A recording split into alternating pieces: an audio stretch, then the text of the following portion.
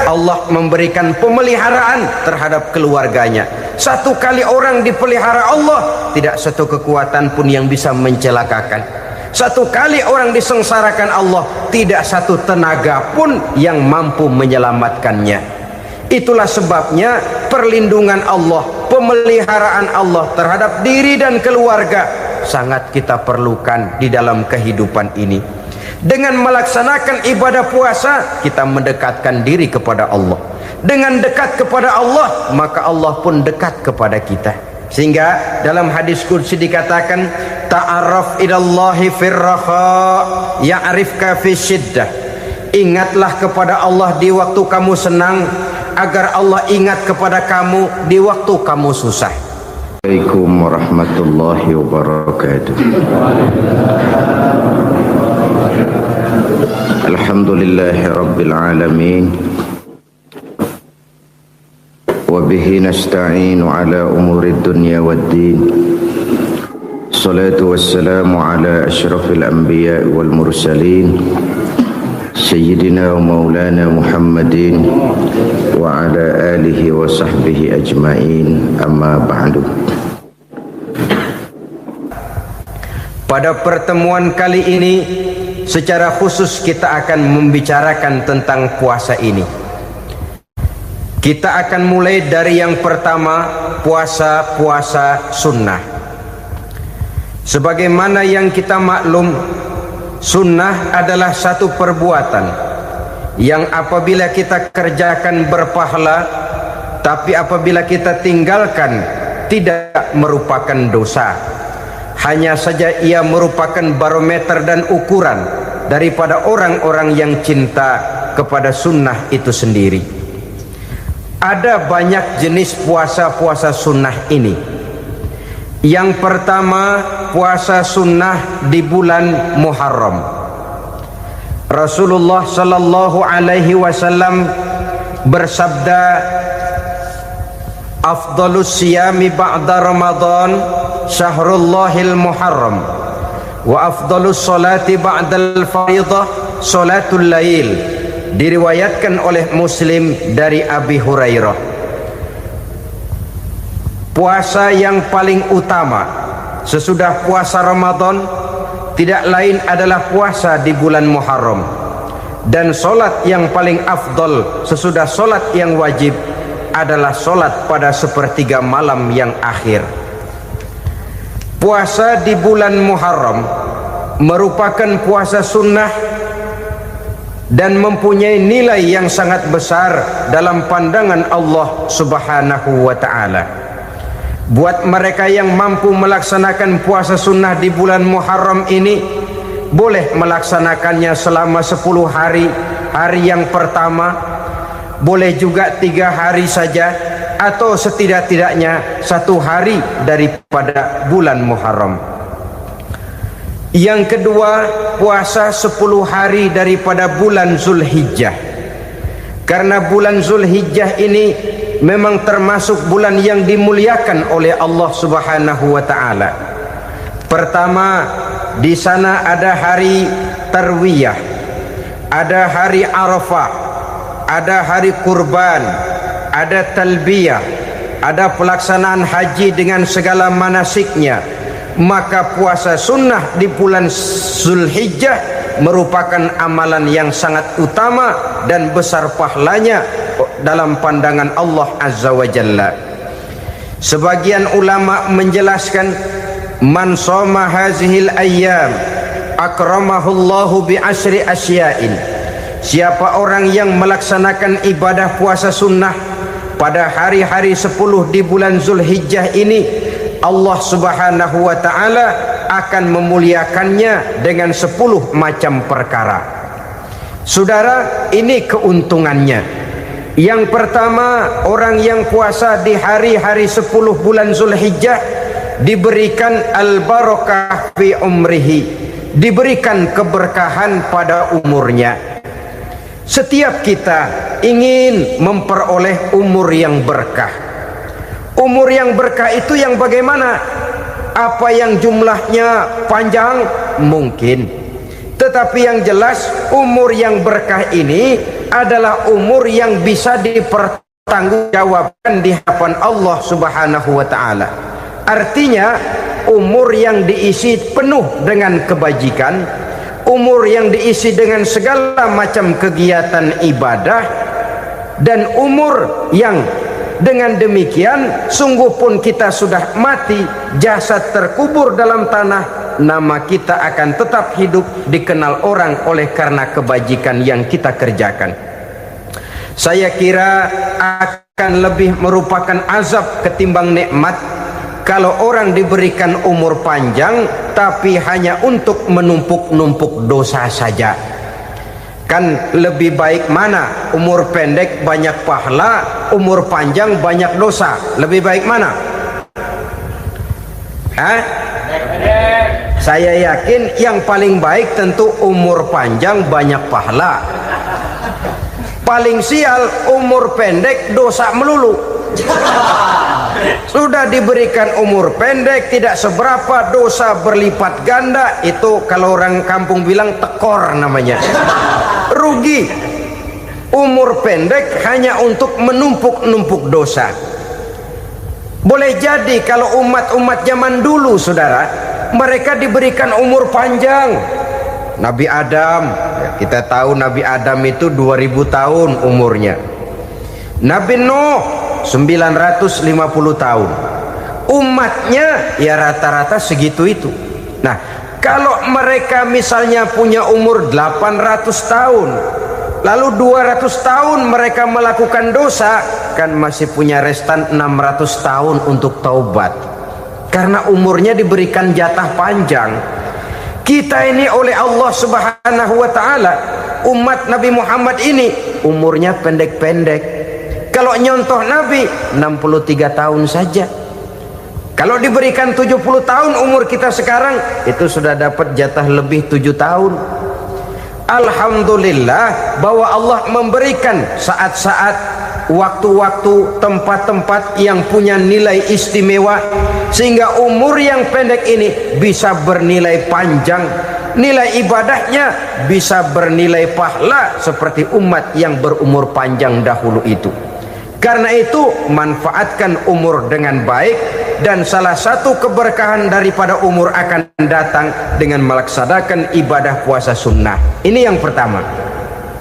Yang kedua, az-ziyadatu fi malihi, berikan tambahan hartanya, menjadi orang kaya. Kaya apa? Kaya hati setidak-tidaknya. Karena dengan tekun dan rajin melaksanakan ibadah puasa yang segera tertanam dalam jiwa seseorang, merasakan cukup di dalam kehidupan. Itulah dia orang yang paling kaya, orang yang hidupnya paling cukup. Kalau orang sudah merasa cukup dalam hidupnya, maka itulah dia orang yang kaya. Saudara-saudara kaum muslimin rahimakumullah, puasa sunnah memberikan tambahan harta, usahanya berkembang, dengan demikian membawa keberkahan, hartanya makin bertambah, akan menunjang ibadahnya kepada Allah, lebih memantapkan dan membawa ketenangan dalam hidupnya. Itu termasuk berkahnya melaksanakan puasa sunnah itu. Yang ketiga, al-hifzu fi iyalihi, diberikan penjagaan, perlindungan terhadap keluarganya, anaknya sehat, sanak famili dan handai tolannya terjaga dan terpelihara dari segala malapetaka, dari segala mara bahaya, kesehatannya terjamin dan terpelihara. Itu sudah merupakan modal yang sangat besar di dalam kita mengarungi kehidupan.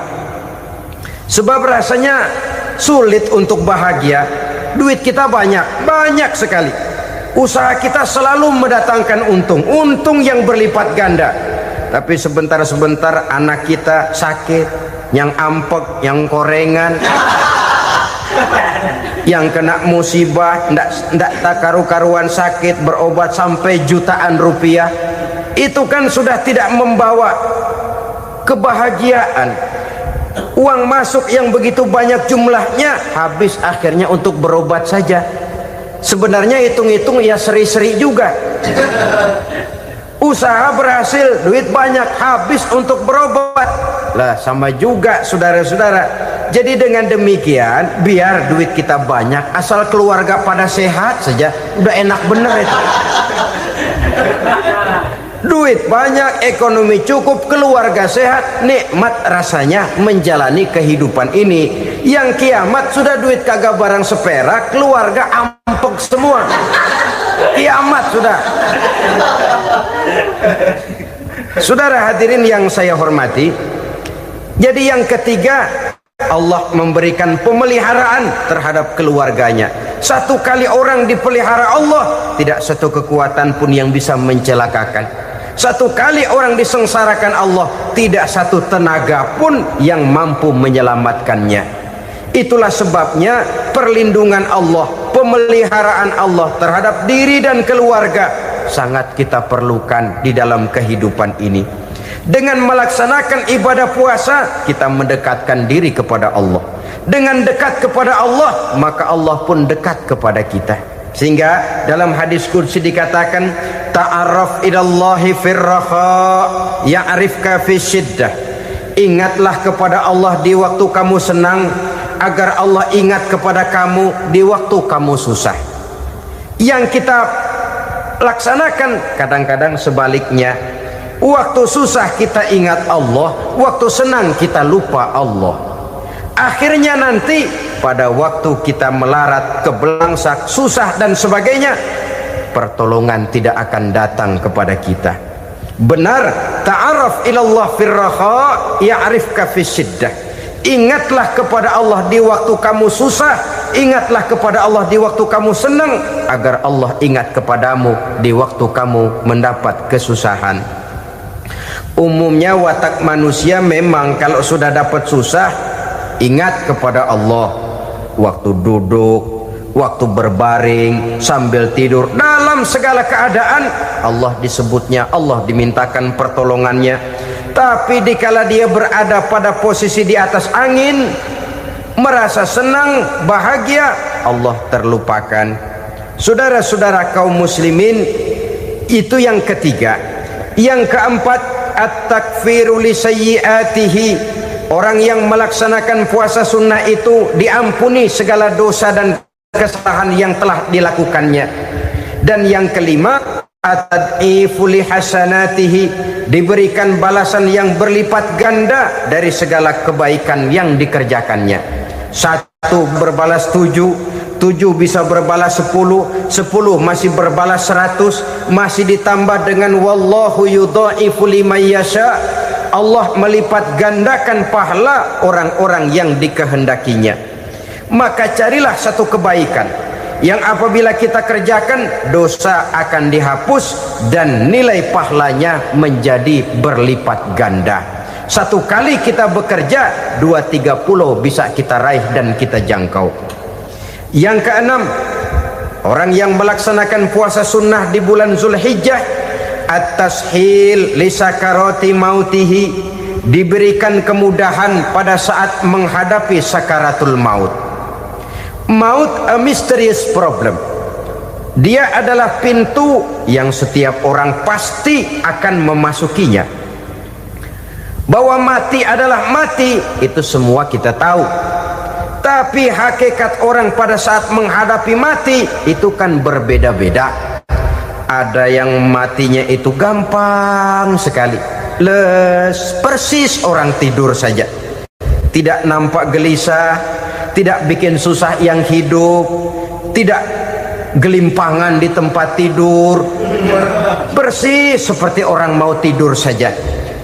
Ada yang sulit sekali menghadapi sakaratul maut, gelimpangan di tempat tidur, bikin bingung orang yang nunggu. Kadang-kadang seperti kerbau digorok lehernya. Saudara-saudara, sulit menghadapi sakaratul maut.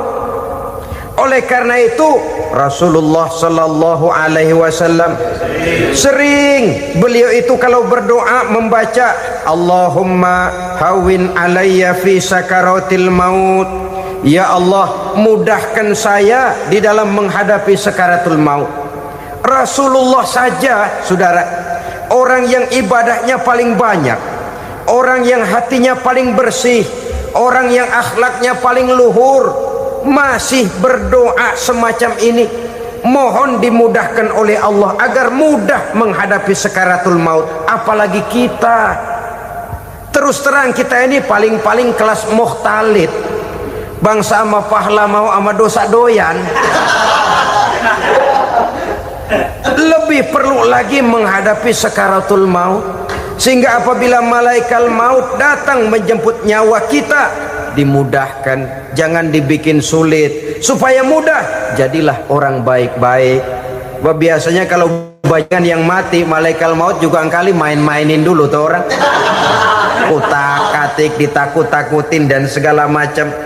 Saudara hadirin yang saya hormati, maka menghadapi sakaratul maut ini merupakan kunci. Apakah seseorang bisa husnul khatimah atau bisa su'ul khatimah? Salah satu jalan untuk memudahkan diri menghadapi sakaratul maut, melaksanakan puasa sunnah di bulan Zulhijjah ini. Yang ketujuh, ad-diya'u li zulumati qabrihi, diberikan terang di alam kuburnya. Kubur, saudara tahu, saudara tentu sering lihat orang dimasukkan ke liang lahat, ditutup dengan papan, dinding ari kata kita di kampung, lalu diuruk lagi dengan tanah. Dalamnya liang lahat, gelapnya liang lahat, gelapnya diuruk dengan tanah, gelapnya di dalam kubur, tiga gelap yang menjadi satu. Bapak moyangnya gelap.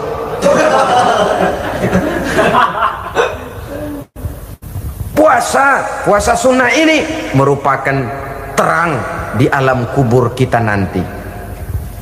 Yang kedelapan, at-tasqil limizanihi, diberikan keringanan pada timbangan di hari akhirat nanti.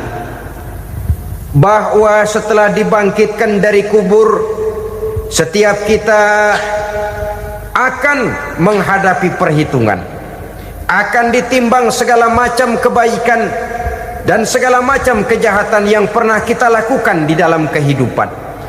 Orang yang melaksanakan ibadah puasa sunnah, at-tasqilu limizanihi, diberikan keringanan timbangan hari akhiratnya nanti.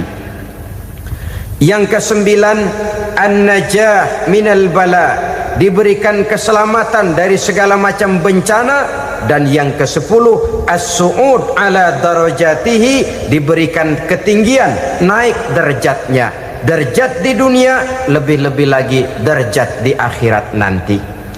Ini keutamaan yang diberikan Allah Subhanahu wa ta'ala kepada mereka yang melaksanakan ibadah puasa 10 hari di bulan Zulhijjah menurut penjelasan sebagian dari para ulama kita.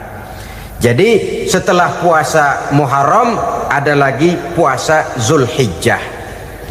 Kemudian puasa sunnah yang ketiga, puasa sunnah pada hari Senin dan hari Kamis. Apa sumber hukumnya? Diriwayatkan oleh Imam Muslim dari Abi Qatadah, Rasulullah sallallahu alaihi wasallam ditanya tentang puasa pada hari Senin. Kenapa Rasul melakukan itu? Beliau menjawab, zalika yaumu wulidtu fihi wa yaumu bu'istu au unzila alayya fihi. Hari Senin itu adalah hari di mana aku dilahirkan dan hari di mana aku dibangkitkan. Wahyu pertama turun kepadaku pun pada hari itu. Maka sunnah melaksanakan puasa pada hari itu. Adapun hari Kamis, ada hadis yang diriwayatkan oleh Imam Turmuzi dari Abi Hurairah, Nabi bersabda, tu'radul a'malu yaumul isnaini wal khamisi fa uhibbu an yu'radu amali wa ana sha'im. Disetor amal setiap manusia pada hari Senin dan pada hari Kamis. Maka aku ingin, kata Nabi, agar pada saat amalku disetor itu aku sedang puasa. Jadi malaikat itu menurut riwayat ini mencatat dan menyetorkan catatan amalan seseorang pada hari Senin, hari Kamis. Tiap hari Senin amalan kita disetor oleh malaikat. Catatan terakhir tentu yang sedang kita kerjakan, sehingga yang masuk daftar, saya tinggalkan orang ini, dia sedang puasa, karena naik catatan amalnya pada hari Senin. Kamis diangkat lagi, catatan paling akhir, saya tinggalkan orang ini, dia sedang puasa. Itu makna fa uhibbu ayyurada amali wa ana shaim. Aku senang kalau pada saat amalku disetor, catatan paling akhir aku lagi puasa. Satu keistimewaan. Alangkah celaka tiap amalan disetor kita sedang berbuat jahat. Senin, Kemis, teler, mabok, judi. Tiap amalan disetor, catatan akhirnya saya tinggalkan si fulan lagi teler. Laporan Senin. Kemis laporan lagi, saya tinggalkan si fulan lagi mirit kartu. Saudara hadirin yang saya muliakan, alangkah jeleknya catatan kita. Oleh karena itu sunnah puasa pada hari Senin dan hari Kemis. Ini amalan sunnah, saudara-saudara. Dan oleh karena ini amalan sunnah, sebagian ulama memberikan penjelasan, walaupun lupa niat, kalau sudah malam itu lupa niat, boleh niatnya sudah siang puasa sunnah ini, dengan catatan dari pagi belum makan apa-apa. Malam saudara lupa, tahu-tahu ingat ini hari Senin, dah jam 10, niatlah jam 10 itu, sah puasanya asal dari pagi belum makan apa-apa. Tapi kalau sudah dapat 2 piring baru niat jam 10, itu lain, ngojek namanya.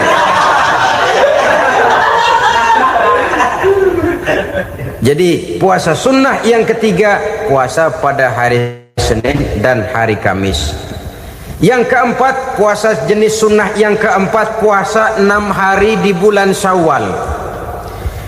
Diriwayatkan oleh Imam Muslim dari Abi Ayyub bahwa Nabi bersabda, "Man shoma Ramadhana summa atba'ahu sittan min Syawal kana kasyamid dahri." Barang siapa yang berpuasa di bulan Ramadan kemudian diikutinya dengan 6 hari di bulan Syawal, maka dia seolah-olah seperti orang yang berpuasa 1 abad lamanya. Allahu Akbar.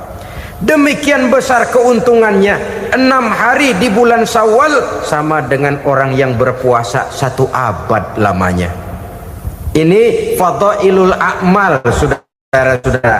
Jangan diartikan karena menang sudah puasa 6 hari bulan Syawal, Ramadan tahun depannya lantas nggak puasa.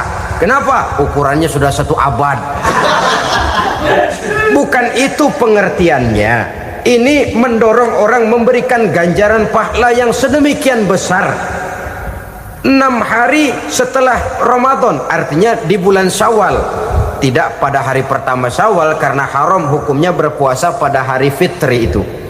6 hari di bulan Syawal, tinggal lihat yang mampunya saja, boleh berurutan, boleh tidak berselang-seling, boleh, asal saja jumlahnya 6 hari selama masih bulan Syawal itu. Hari ini 3 hari lagi, 4 hari lagi, diselang-seling atau berurutan, itu juga lebih baik. Puasa sunnah 6 hari daripada bulan Syawal.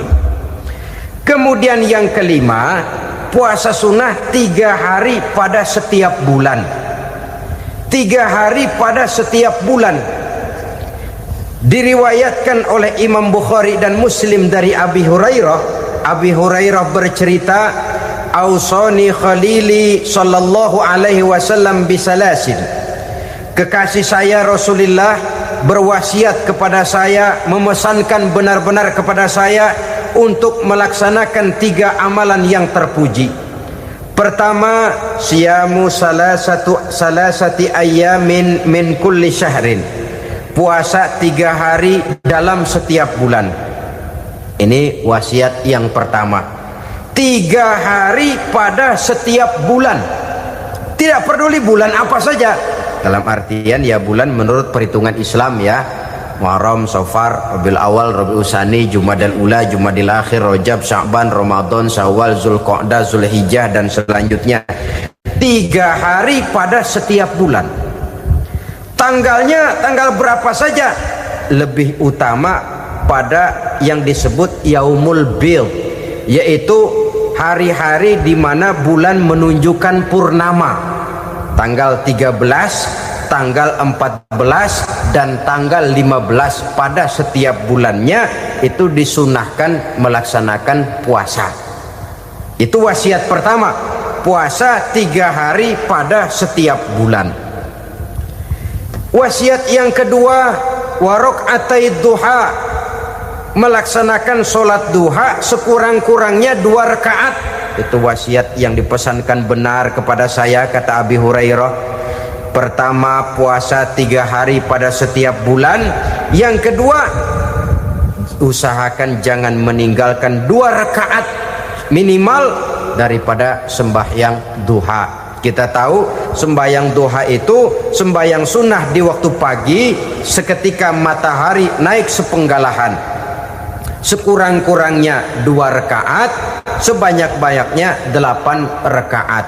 Di antara fadilah atau keutamaan daripada sholat duha ini yaitu menyangkut masalah rezeki dan usaha. Kemudian wasiat yang ketiga, wa an utira qabla an anama. Beliau sangat berwasiat kepada saya untuk sholat witir sebelum tidur. Artinya sholat malam sebagai amalan sunnah di dalam kehidupan kita. Jadi saudara-saudara, dalam hidup ini kita akan selalu berbentur dengan keperluan. Kalau pada satu saat kita sudah sampai kepada tahap berpikir ini keperluan saya, tentu hal-hal semacam ini akan kita kerjakan. Kita belum tergerak melaksanakan ini semua oleh karena barangkali kita merasa belum memerlukannya. Karena itu marilah kita berusaha di samping melaksanakan puasa yang wajib juga melaksanakan puasa yang sunnah di dalam kehidupan kita. Ini jenis puasa-puasa yang sunnah. Kemudian yang kedua, ada macam puasa yang disebut puasa nazar. Hukum pelaksanaannya wajib apabila nazarnya sudah terwujud. Puasa nazar, puasa yang dikaitkan dengan suatu persoalan. Umpamanya, kalau saya lulus ujian, saya akan puasa 1 minggu lamanya. Begitu ujiannya ternyata lulus, dia wajib bayar nazarnya. Puasa 7 hari, tidak lagi sunnah tapi wajib karena dia nazarkan. Asal saja tidak sah nazar kepada yang makruh apalagi kepada yang haram. Umpamanya nazar kalau tembus 6 nomor mau puasa 3 hari. Itu nazar semacam itu bukan saja tidak sah tapi haram hukumnya. Tidak boleh nazar kepada yang makruh apalagi kepada yang haram. Jadi apabila maksud yang sudah kita niatkan tercapai, wajiblah nazar itu dibayar, yaitu kalau nazarnya sunnah melaksanakan ibadah puasa.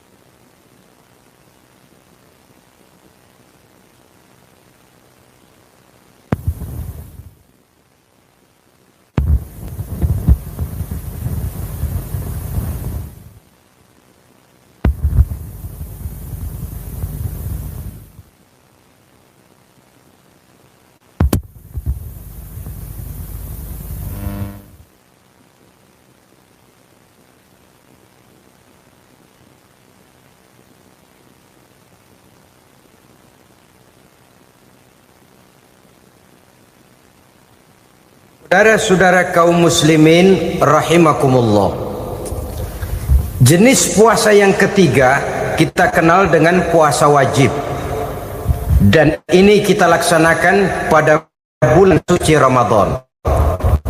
tentang teknis pelaksanaan ibadah puasa di bulan Ramadan sudah pernah saya bicarakan pada pertemuan tentang Ramadan dan Idul Fitri.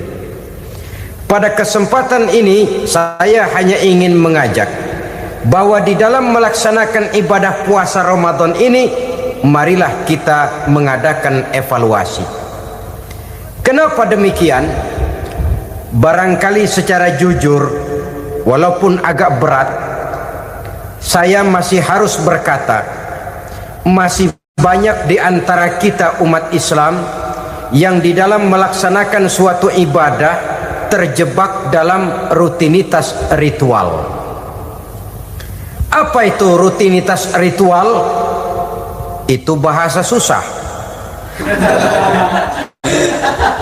Berhubung saya tidak ingin bicara yang susah-susah, kita bicara yang mudah-mudah saja. Maksud saya, banyak di antara kita umat Islam yang di dalam melaksanakan suatu ibadah itu hanya dengan prinsip asal sekadar gugur kewajiban saja. Akibatnya, sampai sejauh mana ibadah itu berhasil membentuk kepribadian diri kita, kita jarang mengadakan evaluasi dan penilaian. Salat yang penting gugur kewajiban. Puasa yang penting sudah gugur kewajiban. Haji yang penting sudah gugur kewajiban. Maka jangan heran kalau itu yang jadi prinsip, ibadah lantas tidak punya dampak dalam membentuk kepribadian diri. Banyak orang yang rajin sholat tapi munkarnya jalan terus. Sampai kadang-kadang kita bingung, yang sembahyang dia, yang nyolong dia. Puasanya kelihatannya tekun tapi tidak punya kepekaan sosial. Sama yatim piatu bersifat masa bodoh, sama fakir miskin malah gemes. Tidak lantas tumbuh kepekaan sosial walaupun dia sudah ikut merasakan tidak enaknya lapar dan haus. Ada juga yang sudah haji 4-5 kali mondar-mandir Jakarta Mekah, tapi gaya hidupnya tetap seperti katak di kolong tempurung, picik, sempit pandangan, dangkal hati, tidak terbuka walaupun sudah melihat Islam dalam skala internasional. Yang dia lihat, yang dia saksikan, yang dia pandang tidak sanggup menggugah dan mengubah jiwanya, tidak bisa mewarnai pandangan hidupnya. Inilah akibatnya kalau ibadah hanya dikerjakan dengan prinsip asal sekadar gugur kewajiban. Hasilnya yaitu tadi, hajinya cuma menang topi putih sama serban. Sholatnya cuma prinsip asal gugur kewajiban. Begitu juga puasanya, begitu juga zakatnya dan ibadah-ibadah lainnya. Bukan tanpa satu maksud, jikalau Allah Subhanahu wa ta'ala memerintahkan kita melaksanakan ibadah puasa di bulan suci Ramadan, bahkan maksud itu sangat pada penghujung ayat yang memerintahkan kita puasa. Ya ayyuhalladzina amanu kutiba alaikumus syiyam kama kutiba alal ladzina min qablikum la'allakum tattaqun. Orang yang beriman diwajibkan atas kamu berpuasa, telah diwajibkan juga kepada orang-orang yang sebelum kamu, la'allakum tattaqun, agar kamu dengan puasa itu menjadi manusia yang bertakwa kepada Allah Subhanahu wa ta'ala. Dengan kata lain, berhasil atau tidak puasa Ramadan kita ini akan nampak takwa kita meningkat atau tidak setelah kita melaksanakan ibadah puasa. Sehingga kalau orang mengatakan Ramadan itu merupakan month of training, bulan latihan, keluar latihan tentu harus semakin naik dan baik gaya kehidupan kita. Jadi tujuan utama daripada pelaksanaan ibadah puasa adalah untuk membentuk manusia yang bertakwa. Nah, takwa itu kata Imam Qusairi hurufnya ada 4. Ta, qaf, wawu, Ya, masing-masing huruf ini simbol dari pribadi orang yang bertakwa, bina dan dibentuk oleh pelaksanaan puasanya. Mari kita lihat. Huruf ta adalah lambang dari sifat tawadhu, rendah hati. Orang yang bertakwa, orang yang tidak mempunyai sifat sombong.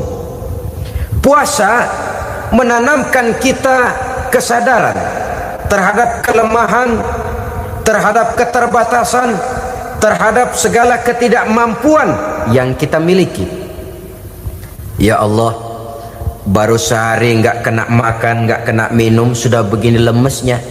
Puasa memang, kalau pagi orang masih sehat, masih terdorong oleh sahur, siang masih lumayan, tapi zuhur ke atas biasanya mulai sikap lemah manusiawi, keterbatasan kekuatan biologis itu mulai nampak. Dari sini tanam satu kesadaran, kalau begitu apa yang mau disembuhkan di hadapan Allah? Kaya, siapa sih orang paling kaya? Ilmu, siapa sih orang paling pintar? Pangkat, siapa sih orang paling tinggi jabatannya? Dari sifat semacam ini lahir introspeksi, rasa mawas diri, timbul sifat tawaduknya, rendah hatinya, tidak melonjak menjadi angkuh dan sombong lantaran sedikit kemampuan dan kekuatan yang dimilikinya. Lalu untuk sikap yang lebih jauh, terwujudlah, terbentuklah apa yang dinamakan stabilitas temperatur batin. Orang tetap konstan menjaga nilai-nilai idealisme yang pernah dimilikinya. Dia mulai dengan adil, dia berjalan tetap dengan keadilan, dan dia berakhir juga tetap dalam keadilan. Jangan mulainya adil, tengahnya setengah adil, di akhirnya malah zolim sama sekali. Ini tidak punya stabilitas temperatur batin. Kan banyak orang begitu toh. Mulanya benar, belakangan mau benar sendiri. Mulanya sudah rela berkorban buat kepentingan orang banyak, belakangan malah selalu mengorbankan kepentingan orang banyak. Waktu di bawah rajin baca ayat kursi, dapat kursi lupa ayat. Stabilitas temperatur batin, tertipu oleh perasaan seolah-olah situasi dan kondisi sudah serba memungkinkan, sudah serba menguntungkan. Orang yang dibentuk pribadinya oleh pelaksanaan ibadah puasa, dia sadar apapun keberhasilannya, apapun kedudukannya, apapun nilai kekayaannya, itu cuma sebagian kecil sekali dari apa yang ada pada zat Allah Subhanahu wa ta'ala. Hati tidak takabur, sesuai dengan namanya takabur dari kalimat takabbaro ya takabbaru, membesar-besarkan diri. Orang yang suka membesar-besarkan diri, orang yang tidak yakin bahwa dirinya orang besar, lalu dibesar-besarkan dirinya. Sebenarnya itu sudah satu sikap di mana dia tidak percaya kepada diri sendiri. Dirinya sebenarnya bukan apa-apa, cuma ingin dianggap besar, lalu dibesar-besarkan. Takabbur namanya. Puasa sekali lagi melatih kita menanamkan kesadaran akan kelemahan dan keterbatasan kita sebagai makhluk. Itu sikap tawadhu. Fir'aun, saudara tahu Fir'aun, lama-lama dia jadi raja, lupa diri dan lupa daratan, melonjak menjadi angkuh dan sombong sampai kepada puncak kekurang ajarannya, memproklamirkan dirinya menjadi Tuhan. Hitler juga begitu. Pendeknya orang manakala tidak ada kesadaran tentang dari mana segalanya berasal dan kemana segalanya akan kembali, dia mudah out of control. Kalau sudah out kontrol, maka dia akan melakukan perbuatan yang melampaui batas. Itu yang pertama. Jadi orang takwa, orang yang rendah hati, salah satu tujuan daripada pelaksanaan ibadah puasa menanamkan sikap rendah hati. Dari sikap rendah hati ini yang timbul lalu apa? Kepekaan sosial. Kalau saya puasa, saya sudah merasakan bagaimana tidak enaknya lapar. Saya sudah merasakan bagaimana tidak enaknya haus. Tapi bagaimanapun, saya lapar cuma sebentar, saya haus cuma sebentar, selesai maghrib lapar saya hilang, haus saya hilang. Bagaimana yatim piatu, orang-orang tua jompo yang perlu santunan, orang-orang miskin yang terkapar di kolong-kolong jembatan, yang tiap hari merasakan perasaan seperti ini tanpa tahu kapan hidup dan nasibnya akan berubah, tidur beratapkan langit berselimut koran. Kalau demikian saya ini beruntung. Kalau demikian apa yang bisa saya lakukan untuk mereka? Kepekaan sosial ini lalu timbul dalam apa yang orang sekarang namakan solidaritas kesetiakawanan sosial. Hidup tidak hanya untuk kepentingan diri dan perutnya sendiri saja, tapi mau menolong, mau membantu orang yang memang memerlukan bantuan dan pertolongan itu sendiri. Jangan setelah tahu lapar tidak enak, haus tidak enak, tapi kita tidak mau tenggang rasa, tidak mau timbang rasa. Begini loh tidak enaknya lapar, begini loh tidak enaknya haus. Ini terjadi pada diri saya masih mampu, masih berbuka puasa. Bagaimana yang tiap hari merasakan seperti ini? Tidak Ramadan, tidak Syawal, tidak Zulqa'dah, tidak Zulhijjah, selalu kelaparan dan kehausan. Dari sana timbul kepekaan sosial. Lalu lahirlah sikap pemurah, dermawan, mau menoleh ke kiri dan ke kanan. Bahkan Al-Quran itu sampai mengancam betul. Ara'aital ladzi yukadzibu bid-din fadzalika allazi yad'ul yatim wa la mendustakan agama. Islam mendustakan Islam. Solat dia tapi mendustakan solat, puasa dia tapi mendustakan puasa. Siapa mereka itu? Fadzalikal ladzi yad'ul yatim. Merekalah orang-orang yang meninggalkan anak-anak yatim. Wa la yahuddu ala ta'amil miskin, dan tidak pernah memberi pertolongan, tidak memerintahkan memberi makan kepada fakir miskin, walaupun dia berada pada posisi dan kondisi yang memang dia mampu. Nah, kalau dia tidak mampu itu lain soal. Dia mampu, dia tahu, dan dia diam saja. Itu termasuk yukadzibu biddin, orang-orang yang mendustakan agama. Berlindung kita kepada Allah, jangan sampai termasuk ke dalam kelompok itu. Yang kedua saudara, huruf takwa itu qaf. Qaf adalah lambang dari sifat qanaah. Qanaah artinya merasa cukup. Puasa melatih kita untuk bersikap cukup dalam hidup.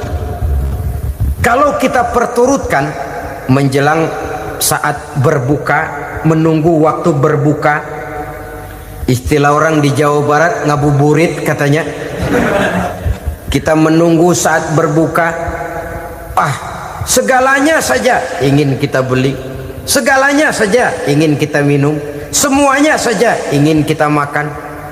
Sebab nafsu sudah begitu berupa, perut sudah sedemikian lapar, kerongkong sudah sedemikian haus, rasanya semuanya saja ingin kita telan. Tapi tahukah kita bahwa setelah maghrib berbunyi, berapa banyak yang kita makan, berapa banyak yang kita minum? Sesuaikah dengan keinginan kita tadi siang? Tadi siang semuanya ingin kita makan, tadi siang semuanya ingin kita minum. Setelah berbuka, berapa banyak yang kita makan, berapa banyak yang kita minum? Itulah kehidupan.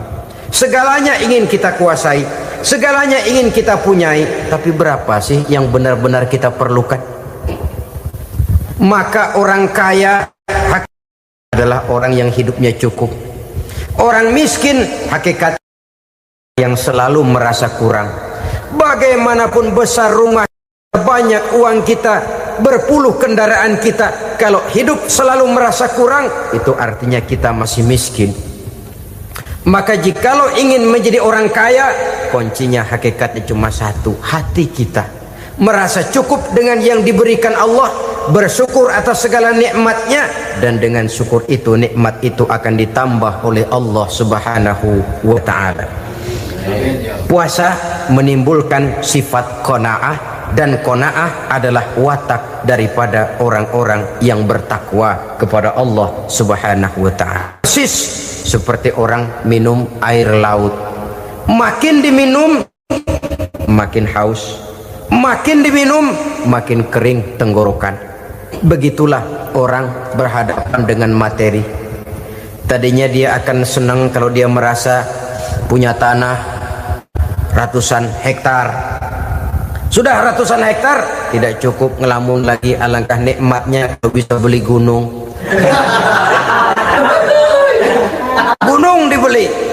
Sudah punya gunung, lihat laut. Aduh, kalau laut juga bisa dibeli, beli lagi laut. Sudah punya laut, lihat ke atas langit, ada yang jual apa enggak ya?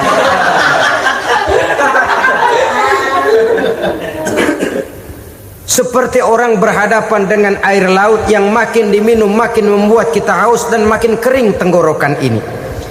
Maka itu harus dihentikan. Sikap untuk menghentikan itu tidak lain adalah dengan sifat qanaah itu tadi, merasa cukup dengan apa yang diberikan Allah, mensyukuri nikmatnya. Itu yang kedua. Yang ketiga, pada kalimat takwa ada huruf wawu. Wawu adalah simbol dari sifat wara dengan ain. Wara, orang yang terpelihara dirinya baik dari yang syubhat, lebih-lebih dari yang haram. Syubhat, saudara tahu, barang yang remeng-remeng. Tapi sungguh pun remeng-remeng, kira-kira prosentasenya 70-30. 70% haram, 30% kemungkinan halalnya. Maka yang syubhat lebih baik dijauhi daripada diambil. Orang yang punya kepribadian wara, dirinya terpelihara, jangankan dari yang haram, dari yang syubhat saja dia sanggup menjaga dan memelihara dirinya. Oleh karena itu saya heran kalau orang di bulan Ramadan dia sanggup menjaga diri di waktu siang dari jenis makanan yang halal, dari jenis minuman yang haram. Ada tahu nganggur di meja siang, enggak dia makan. Ada air teh nganggur di meja siang, enggak dia makan. Padahal itu jenis makanan dan minuman yang halal. Tapi ketika datang maghrib, dia berbuka dengan makanan yang dibeli dari uang yang dihasilkan dengan cara yang haram. Bukankah itu sesuatu yang terbalik? Bukankah dengan demikian sudah tidak lagi menimbulkan sikap yang bisa memelihara dan menjaga kepribadian diri? Orang yang membiasakan diri terpelihara dari yang syubhat apalagi yang haram, maka baik yang dipakainya, yang diminumnya, yang dimakannya terdirilah dari barang-barang yang baik yang dihalalkan oleh agama. Wara. Kemudian yang keempat, pada huruf kalimat takwa ada huruf yakin. Huruf ya simbol dari sifat yakin. Orang yang puasa dibentuk kepribadiannya mempunyai satu keyakinan yang tangguh, dan keyakinan adalah ciri daripada orang yang takwa. Kita lihat yang dipanggil melaksanakan ibadah puasa ini kan iman. Karena memang sulit untuk melaksanakan puasa kalau tidak iman yang jadi dasar.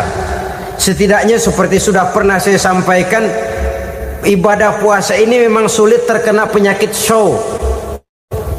Kalau kita sholat barangkali terangsang karena kelihatan orang lain. Kalau kita pergi haji mungkin jadi sugesti karena orang banyak tahu. Kalau kita bayar kita jadi terangsang karena banyak orang lihat. Tapi kalau sudah puasa, puasa itu kan yang tahu cuma kita dan Allah saja. Ya kita sholat, orang lain lihat, kita jadi rada semangat. Kita pergi haji, orang lain banyak ngantar, kita semangat. Kita bayar zakat, orang lain banyak saksikan, kita bersemangat. Tapi kita puasa, siapa yang mau nyaksiin kita puasa? Siapa yang mau memuji kita puasa? Siapa yang mau menyanjung kita puasa? Itu cuma urusan kita dan Allah.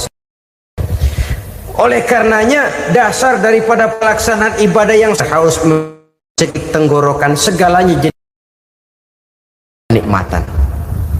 Tidak ada kerja yang lebih indah selain kerja yang didasarkan kepada satu keyakinan bahwa yang kita kerjakan itu adalah sesuatu yang benar. Dalam hal ini sesuatu yang diperintahkan oleh Allah Subhanahu wa taala kepada kita. Saudara-saudara kaum muslimin rahimakumullah. Demikianlah titik evaluasi kita. Jangan berpuasa hanya dengan prinsip asal sekadar menggugurkan kewajiban saja. yang akan berakibat Ramadan tahun ini berakhir begitu, Ramadan terjebak menjalani rutinitas ritualnya saja. Bahkan kadang-kadang yang nyata betul, Nabi menganjurkan tingkatkan ibadah pada 10 hari yang akhir di bulan Ramadan, tanggal 20 sampai akhir Ramadan. Yang kita praktekkan malah kegiatan ibadah kita justru menurun pada 20 Ramadan yang akhir. Coba lihat 20 Ramadan ke atas, itu pasukan tarawih paling kelas 60-70 tahun ke atas. Kemana yang lain sudah berpikir menghadapi lebaran, berpikir pulang mudik, berpikir macam-macam. Akibatnya konsentrasi ibadah lalu buyar. Dianjurkan Rasul tingkatkan ibadah pada 10 hari yang terakhir. Kita malah makin ke akhir makin lancip.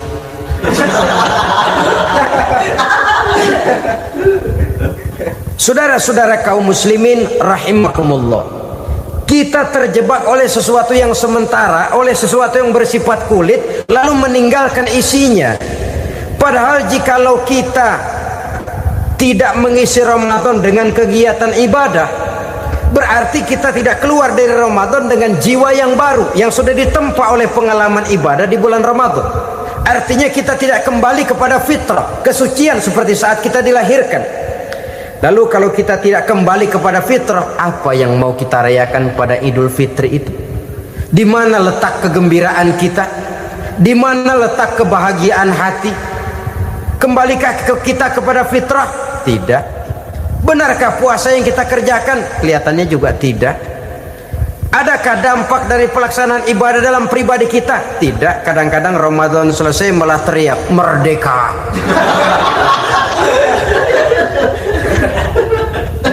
Kalau tadinya Ramadan dia merasa terhalang, mau keluar siang, mau makan siang, bulan puasa, mau minum siang, bulan puasa, mau gandengan, bulan puasa.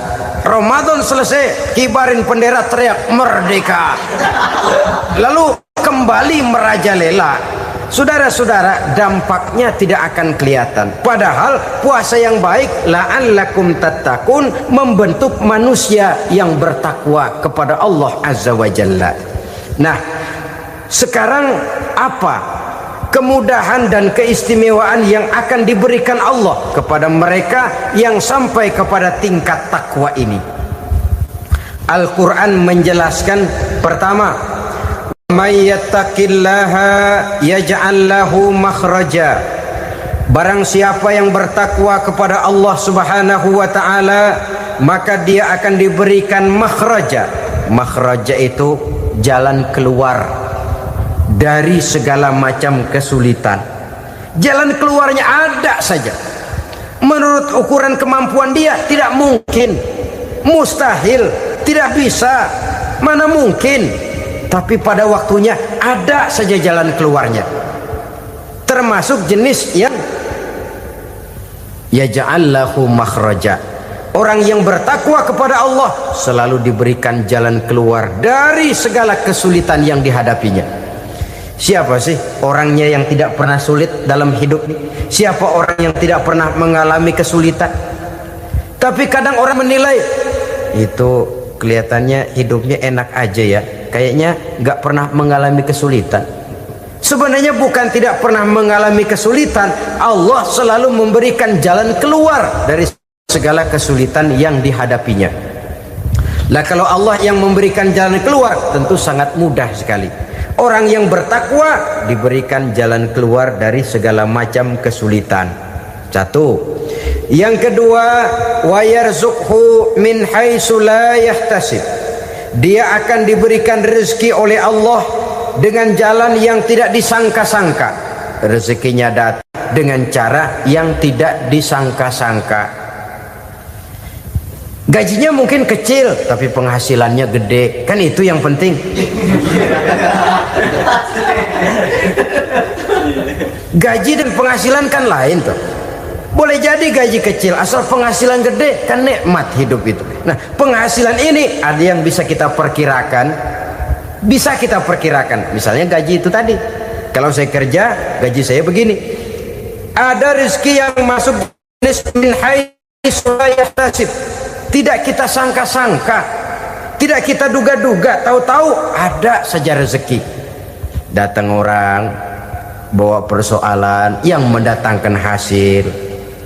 Sebab rezeki, jodoh, maut memang seperti bayangan. Kita uber-uber dia lari, kita diem dia diem. Kan gemesin itu. Bayang-bayang itu begitu, kita kejar dia lari. Rezeki juga begitu, kita diam dia diam. Setengah mati yang namanya rezeki kita cari, kita uber, ngobek sampai ratusan bohong kita kerjain. Tapi memang belum waktunya, ya sulit untuk tembus. Tapi kadang-kadang giliran kita nongkrong di rumah, datang orang bawain rezeki. Itulah yang namanya rezeki. Tapi ini untuk orang yang bertakwa. Kalau tidak punya kredibilitas takwa, jangan lalu pakai ayat ini. Diberikan Allah dengan rezeki dengan jalan yang tidak disangka. Kan ada ayatnya dah, kita mah manteng aja di rumah dah. Ntar juga tuh rezeki datang.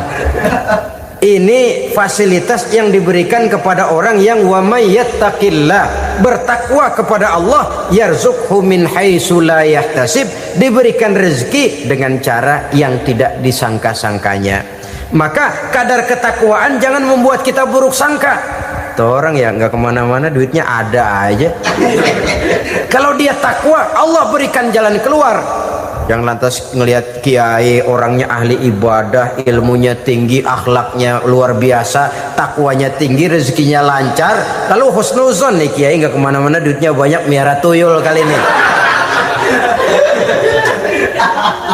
Itu termasuk jaminan Allah yang masuk kategori min haitsu la yahtasib. Yang ketiga, yaj'al lahu min amrihi yusra, dimudahkan segala urusannya, dimudahkan segala urusannya.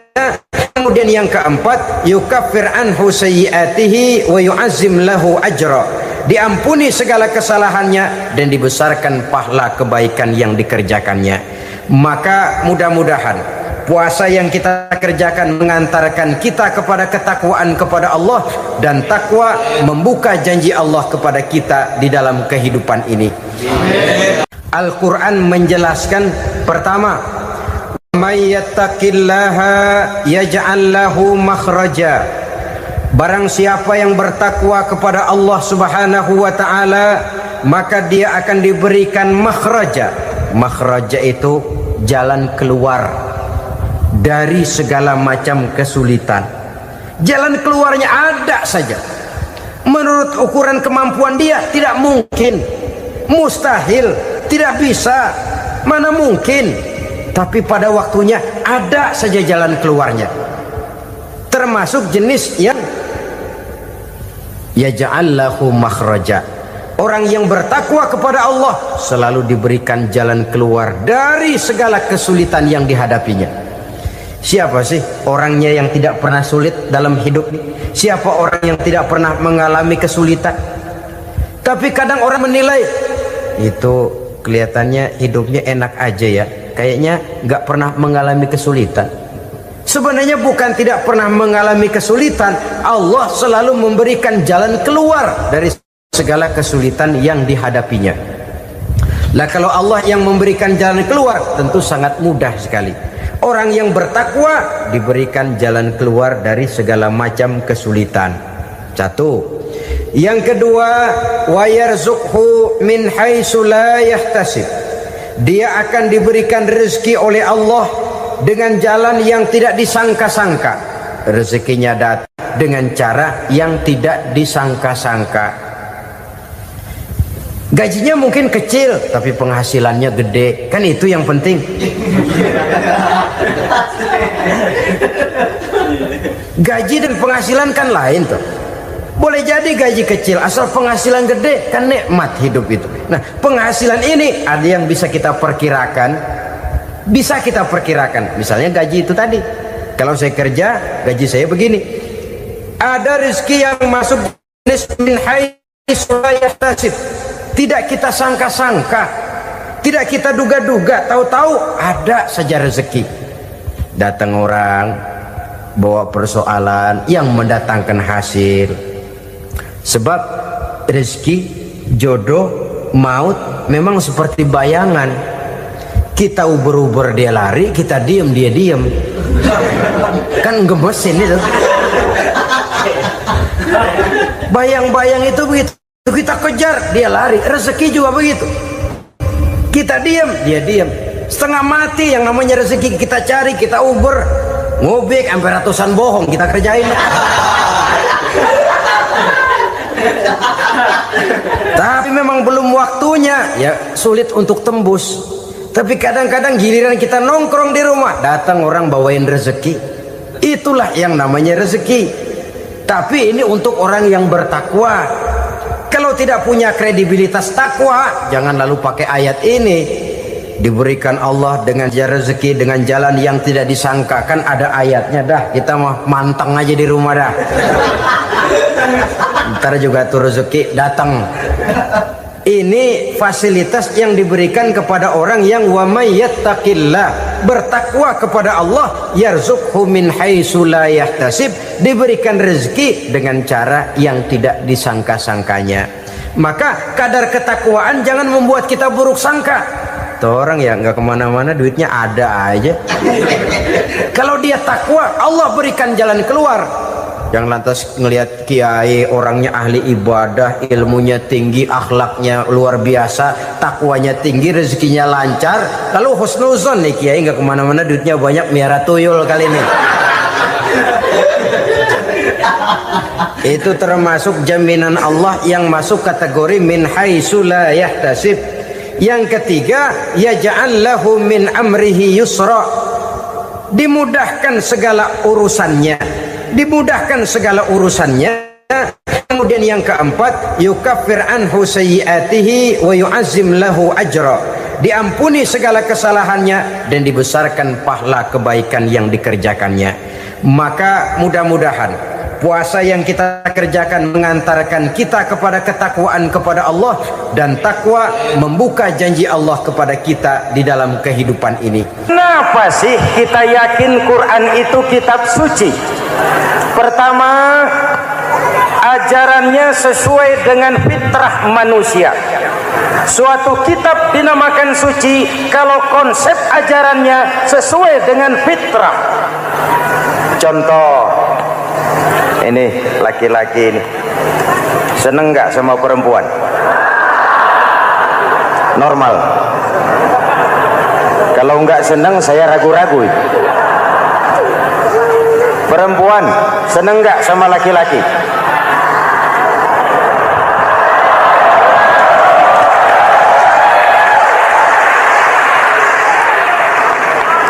Ini fitrah. Laki-laki suka perempuan, perempuan suka laki-laki. Quran memahami itu. Hai laki-laki, kau senang dengan perempuan. Hai perempuan, kau suka dengan laki-laki. Oke, lewat sini, lewat pintu yang disebut nikah. Kalau kitab suci melarang nikah, itu bertentangan dengan fitrah manusia. Maka dalam Quran, mulai dari umat sampai ulama dan segala profesi dianjurkan nikah. Kalau kiai tidak boleh nikah, saya pilih mengundurkan diri, Pak.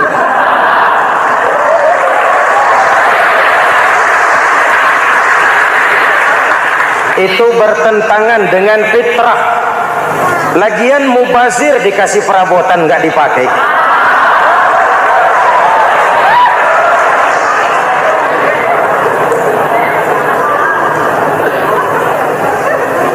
Fitrah.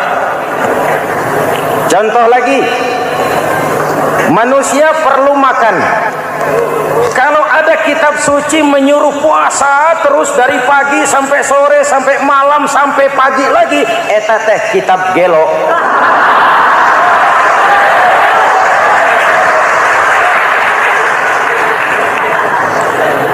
Quran sesuai dengan fitrah. Puasa mulai dari imsak sampai datang waktu maghrib. Puasa ngebleng dari pagi sampai sore sampai malam merusak kesehatan. Malam berpuasa puasa boleh bergaul dengan istri. Kenapa? Fitrah. Kalau siang tidak boleh, malam tidak boleh, sebulan penuh panas kepala.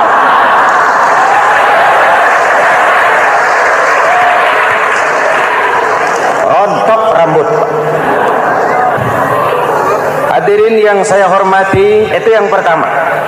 Yang kedua, kita yakini Quran sebagai kitab suci karena isinya tidak saling bertentangan, konsekuen, konsisten. Kalau ada satu kitab, di satu ayat mengajarkan Tuhan Esa, di lain ayat mengajarkan 3, liar itu maksud. Bagaimana kitab suci isinya paradoks? Bagaimana kitab suci isinya saling bertentangan? Di ayat manapun sekali Quran berkata Allah itu Esa, selamanya Esa. Isinya tidak saling bertentangan. Lalu yang ketiga, kita yakini Quran kitab suci karena dia bersih dari intervensi manusiawi. Sejak turunnya Al-Quran menantang, jikalau kamu ragu terhadap Quran yang kami turunkan kepada hamba kami Muhammad, kamu anggap itu cuma bikinan Muhammad. Kalau Muhammad bisa, kamu tentu bisa. Baik, bikin satu surah semacam Al-Quran. 14 abad yang lalu tantangan ini turun dan sampai malam ini belum terjawabkan. Pak, barangkali tidak ada yang mau coba. Banyak. Antara lain Musailamah Al-Kazzab. Dia mencoba membuat menandingi Al-Quran. Dia buat satu surah namanya surah Al-Fil. Bunyinya begini, bikinan Musailamah. Al-Fil wa mal-fil wa ma adraka mal-fil lahu khurtumun tawil wa lahu zail. Sudah berbentuk syair. Isinya apa? Al-fil, gajah. Wa mal-fil, apakah gajah itu? Wa ma adraka mal-fil, tahukah kamu apa itu gajah? Lahu khurtumun tawil, dia punya belalai panjang. Walahu zail, dan dia punya ekor. Enggak usah turun ayat begituan, orang tahu.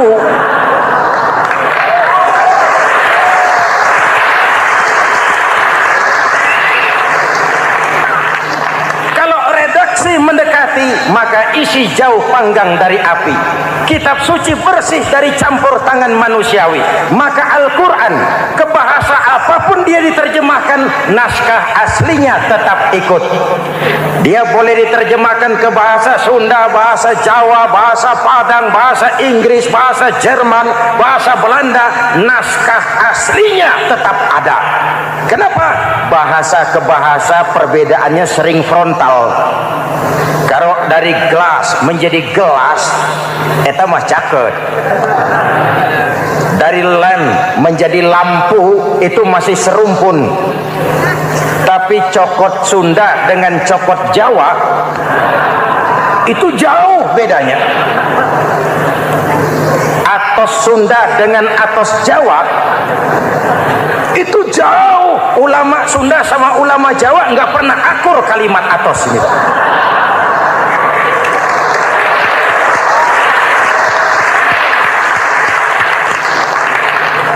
Inilah kebenaran janji Allah, inna nahnu nazzalna dzikra wa inna lahu lahafizun. Kami yang turunkan Al-Quran, kami yang akan menjaganya. Ribuan orang hafal Al-Quran. Lalu apa pesan-pesan misi utama Al-Quran? Pertama, menegakkan tauhid. Ini yang lebih dahulu, membentuk kualitas sumber daya manusia dengan menanamkan nilai-nilai keimanan, membebaskan dari ketergantungan kepada benda. Ya ayyuhan nasu ubudu rabbakumul ladzi khalaqakum. Hai manusia, Tuhanmu yang perlu kau sembah hanyalah Tuhan yang telah menciptakan kamu. Jangan menyembah Tuhan yang tidak pernah menciptakan kamu. Mengapa kau menyembah harta padahal dirimu lebih berharga dari harta? Kenapa kau menyembah pangkat dan jabatan padahal dirimu lebih berharga dari pangkat dan jabatan?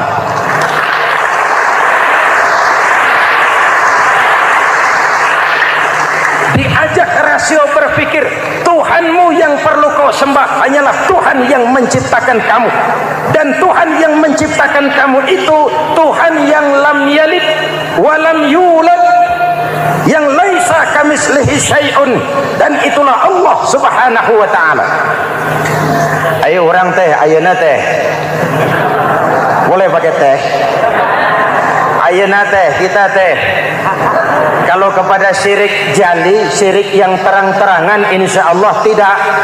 Nyata-nyata menyembah berhala, tidak. Nyata-nyata menyembah pohon, tidak. Nyata-nyata berkeyakinan Tuhan lebih dari satu, tidak. Tapi kita sering terjebak pada syirik kecil, syirik khafi, syirik yang tersamar. Saya sejak pakai cincin ini, jangankan anak gadis, nenek-nenek ngelihat saya cincin. Jangankan anak gadis, nenek-nenek lihat saya lemes cincin. Ini saya sejak ada perkutut di rumah ini dagang lancar perkutut. Ini Ramadan, bulan penempaan nilai-nilai keimanan. Misi utama Quran menegakkan tauhid, memerangi kemusyrikan, membebaskan manusia dari ketergantungan kepada benda.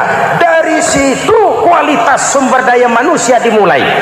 Saya sering mengungkapkan selama ini sistem pendidikan kita cuma mengisi otak, bukan membentuk watak. Otak diisi segala macam ilmu, tapi hati kosong, agama rapuh, akhirnya moral rendah. Muncul manusia-manusia yang pintar, cuma sayang tidak benar. Indonesia kita bangkrut, Indonesia kita terpuruk, Indonesia kita sakit sekarang ini kan ulahnya orang-orang yang pintar tapi tidak benar.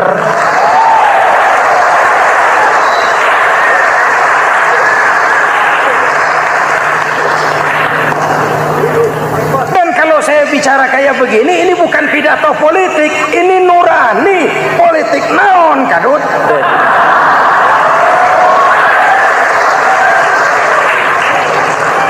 Ini nurani, ini tanggung jawab sebagai anak bangsa.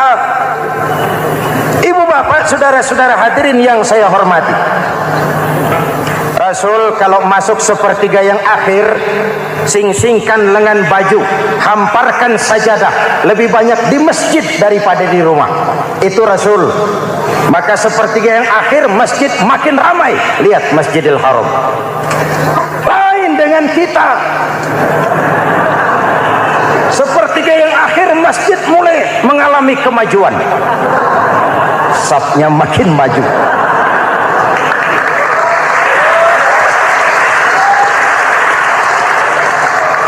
Pasar ramai, terminal beludak. Padahal sepertiga yang akhir itu puncak. Padahal di situ nilai tambah.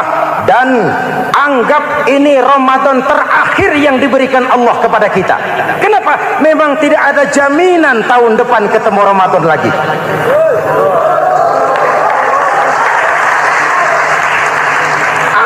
Ini Ramadan terakhir yang diberikan Allah kepada kita. Tidak ada jaminan tahun depan Ramadan akan ketemu lagi. Tidak ada jaminan. Manfaatkan peluang ini untuk melakukan pemutihan. Semua kita melakukan introspeksi. Tidak tahu kita Ramadan tahun depan nanti masih ketemu apa tidak. Sebagaimana kita tidak tahu kita masih hidup atau tidak. Hadirin yang saya hormati, misi kedua Al-Quran, persaudaraan, kebersamaan atas dasar keadilan dan kebenaran. Manusia bersuku-suku, ya. Manusia berbangsa-bangsa, memang itu diakui oleh Al-Quran. Inna khalaqnakum min dzakari wa untha wa ja'alnakum syu'uban wa qabaila. Kami ciptakan kamu dari laki-laki dan perempuan. Kami jadikan kamu bersuku-suku dan berbangsa-bangsa. Apa tujuannya? Agar kamu saling mengenal satu dengan yang lain. Persaudaraan, kebersamaan atas dasar keadilan dan kebenaran. lepas dari ras. Dari manapun orang datang, apapun warna kulitnya, dari suku apapun ia dilahirkan, kalau akidahnya sama, itu kan saudara kita.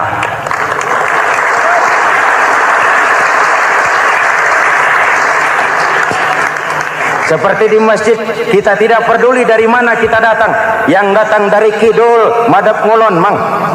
Yang datang dari sebelah lor, madhab ngulon mang. Yang datang dari sebelah wetan, madhab kulon mang. Yang datang dari kulon, madhab ngulon. Bukan soal dari mana kau datang, tapi satu arah menghadapmu.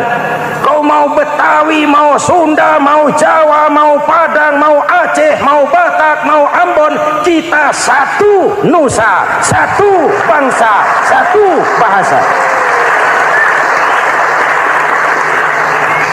Marilah kita jadi lem perekat buat lingkungan kita di saat keutuhan kita sebagai bangsa sedang dalam ujian berat. Semangat kebersamaan atas dasar keadilan. Tidak ada mayoritas menekan minoritas. Umat Islam itu kalau besar, dia mampu melindungi yang kecil. Kalau kecil, dia bisa menjaga diri. Tiap sholat Jumat khatib berpesan pada akhir khutbah kedua, innallaha ya'muru bil adli wal ihsan. Innallaha ya'muru bil adli wal ihsan. Allah memerintahkan kamu menegakkan keadilan dengan argumen, bukan dengan sentimen. Mengajak, bukan mengejek. Merangkul, tidak untuk tujuan memukul. Kalau sebagai bangsa kita utuh, kompak dan bersatu, saya yakin kita akan bisa mengatasi kesulitan-kesulitan sekarang ini.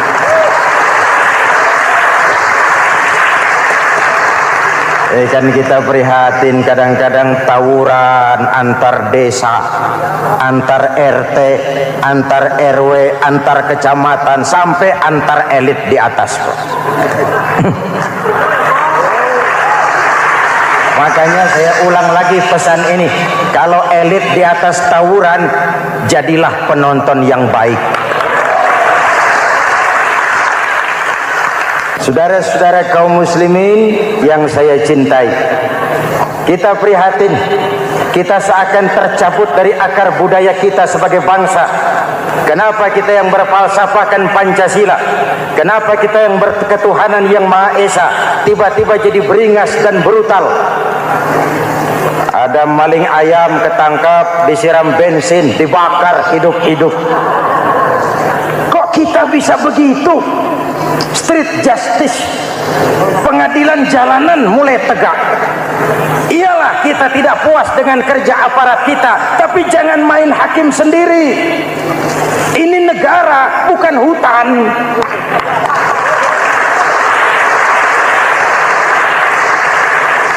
Jangan mencegah kemunkaran dengan menegakkan kemunkaran baru. Oleh hal-hal yang sepele yang mestinya kita bisa mencari jalan keluar dengan baik.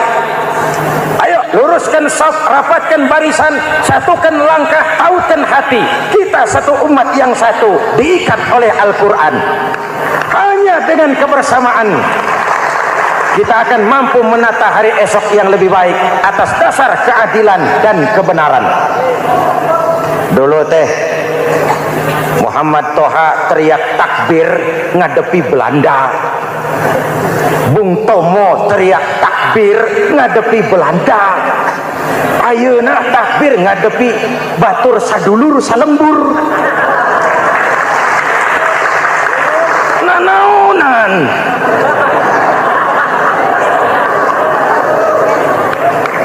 Bung Tomo teriak takbir, Muhammad Toha teriak takbir. Yang dihadapi jelas penjajah Belanda.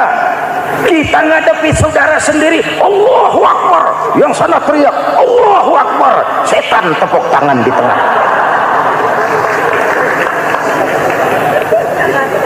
Yuk kita rukun yuk.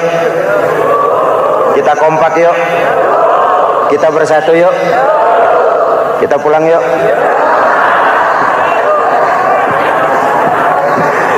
Ini misi kedua. Misi yang ketiga, Al-Quran membebaskan manusia dari gaya hidup sekuler. Quran mengingatkan, awas bung, ada hidup sesudah mati, ada akhirat sesudah dunia. Lebih untung orang yang percaya akhirat daripada yang tidak. Paling tidak hidupnya normatif. Contoh, saudara yakin akhirat ada, lalu saudara hidup baik-baik, menjauhi yang munkar, meninggalkan yang haram, saudara sujud, puasa, jihad, lalu saudara mati. Setelah mati ternyata akhirat tidak ada. Tidak ada ruginya. Paling kurang kita sudah dicatat sebagai orang baik. Sebaliknya, saudara tidak percaya sama akhirat, lalu hidup seenaknya, judi, mabuk, zina, nipu orang, korupsi, tenggelam dalam kemunkaran, lalu mati. Setelah mati ternyata akhirat ada. Kemana anjen? Lebih untung orang yang percaya akhirat ketimbang yang tidak. Hidupnya ada rem. Iya pak, saya kepengen banyak uang, tapi kalau main judi nanti di akhirat bagaimana? Iya, saya kepengen jadi orang kaya, tapi kalau korupsi, nipu orang, buka peternakan tuyul, nanti di akhirat bagaimana? Gaya hidup yang berkeseimbangan. Ada hidup sesudah mati dan ada akhirat sesudah dunia. Yang keempat, Quran membebaskan manusia dari belenggu kebodohan. Quran ayat yang pertama turun sudah berkata, Iqra, baca, kamu jangan jadi bodoh. Kebodohan menimbulkan kemiskinan, kemiskinan mendekatkan kepada kekufuran. Yang kelima, ini kado buat ibu-ibu. Quran mengangkat harkat, derajat dan martabat kaum wanita. Sebelum Quran turun, sebelum Islam datang, nasib wanita sangat menyedihkan. Dilahirkan hanya untuk melahirkan. Kalaupun berperan, peranannya tidak lebih segitiga. Dapur, sumur, kasur. Kasur, sumur, dapur. Dapur, sumur, kasur. Wanita dilecehkan, sekadar alat pemuas nafsu. Datang Islam, Rasul terenyuh, An-nisa imadul bilad. Wanita adalah tiangnya negara. Jikalau baik wanita, baik negara. Jikalau rusak wanita, hancur negara. Karena wanita, negara jaya. Betul? Karena wanita, negara hancur. Betul? Maka wanita adalah bidadari yang kadang-kadang setan. Kadang-kadang.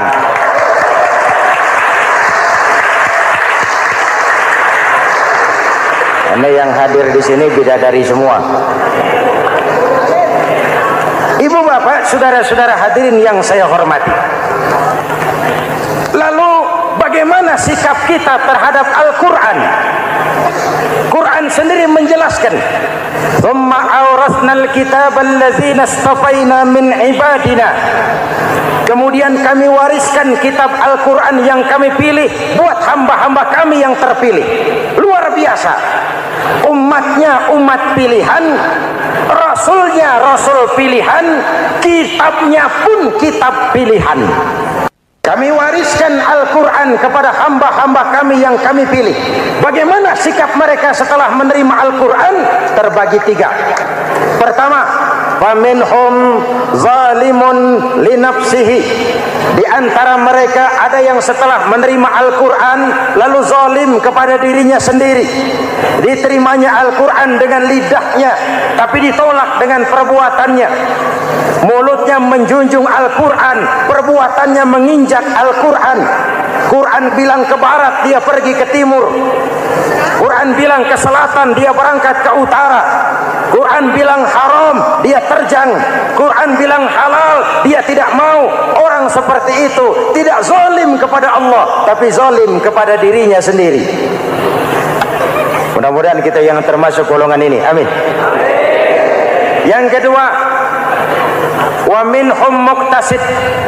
Di antara mereka ada yang menerima Quran 50-50. Separuh-separuh. Yang enak dilaksanakan, yang berat ditinggal. Padahal pada sisi lain Quran mengajarkan masuklah ke dalam Islam secara total. Kapan? rata, jangan separuh-separuh. Ini watak munafik. Kalau dilihat Islam menguntungkan, rame-rame teriak Islam. Ketika diminta berjihad, diminta berkorban, diminta zakat, rame-rame mengundurkan diri. Saya bangkrut pak, saya miskin pak, saya pailit pak. Mental itu dalam awal-awal Baqarah dijelaskan. Kullama adha'a lahum masyaw fihi wa idza adlama 'alaihim qamu. Kalau terang mereka berangkat, kalau gelap mereka mandek. Itu ciri orang munafik beragama. Kalau Islam menguntungkan, rame-rame teriak Islam. Ketika diminta berjihad, berkorban, berjuang, rame-rame mengundurkan diri. Muqtasid. Golongan yang ketiga, ini yang ideal. Wa minhum sabiqum bil khairati biiznillah. Di antara mereka ada yang setelah menerima Al-Quran lalu berlomba-lomba mengamalkannya, berlomba-lomba melaksanakannya. Jangan sampai yang baca Quran dengan suara merdu dapat piala, yang mengamalkan Quran dengan konsekuen dapat penjara.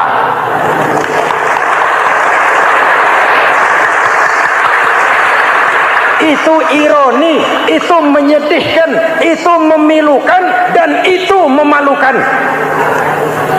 Pilihan terserah kita. Satu hadis Rasulullah mengajarkan begini: Man ja'alal Qur'ana amamahu qadahu ilal jannah, wa man ja'alal Qur'ana khalfahu saqahu ilan nar. Siapa yang meletakkan Quran di depannya, dijadikannya Quran sebagai imam, Quran akan membimbing dia ke surga, surga dunia, lebih-lebih surga akhirat. Sebaliknya, siapa yang meletakkan Quran di belakang, dibelakanginya ajaran Quran, Quran akan mendorong dia ke neraka, neraka dunia, lebih-lebih neraka akhirat. Quran imam apa makmum? Kita makmum apa imam? Makmum ikut imam apa imam ikut makmum? Makmum ikut imam. Jikalau Quran adalah imam, jikalau kita adalah makmum. Ke barat kata Quran, ke barat kita berangkat. Ke timur kata Quran, ke timur kita menuju. Halal kata Quran, itu yang kita ambil.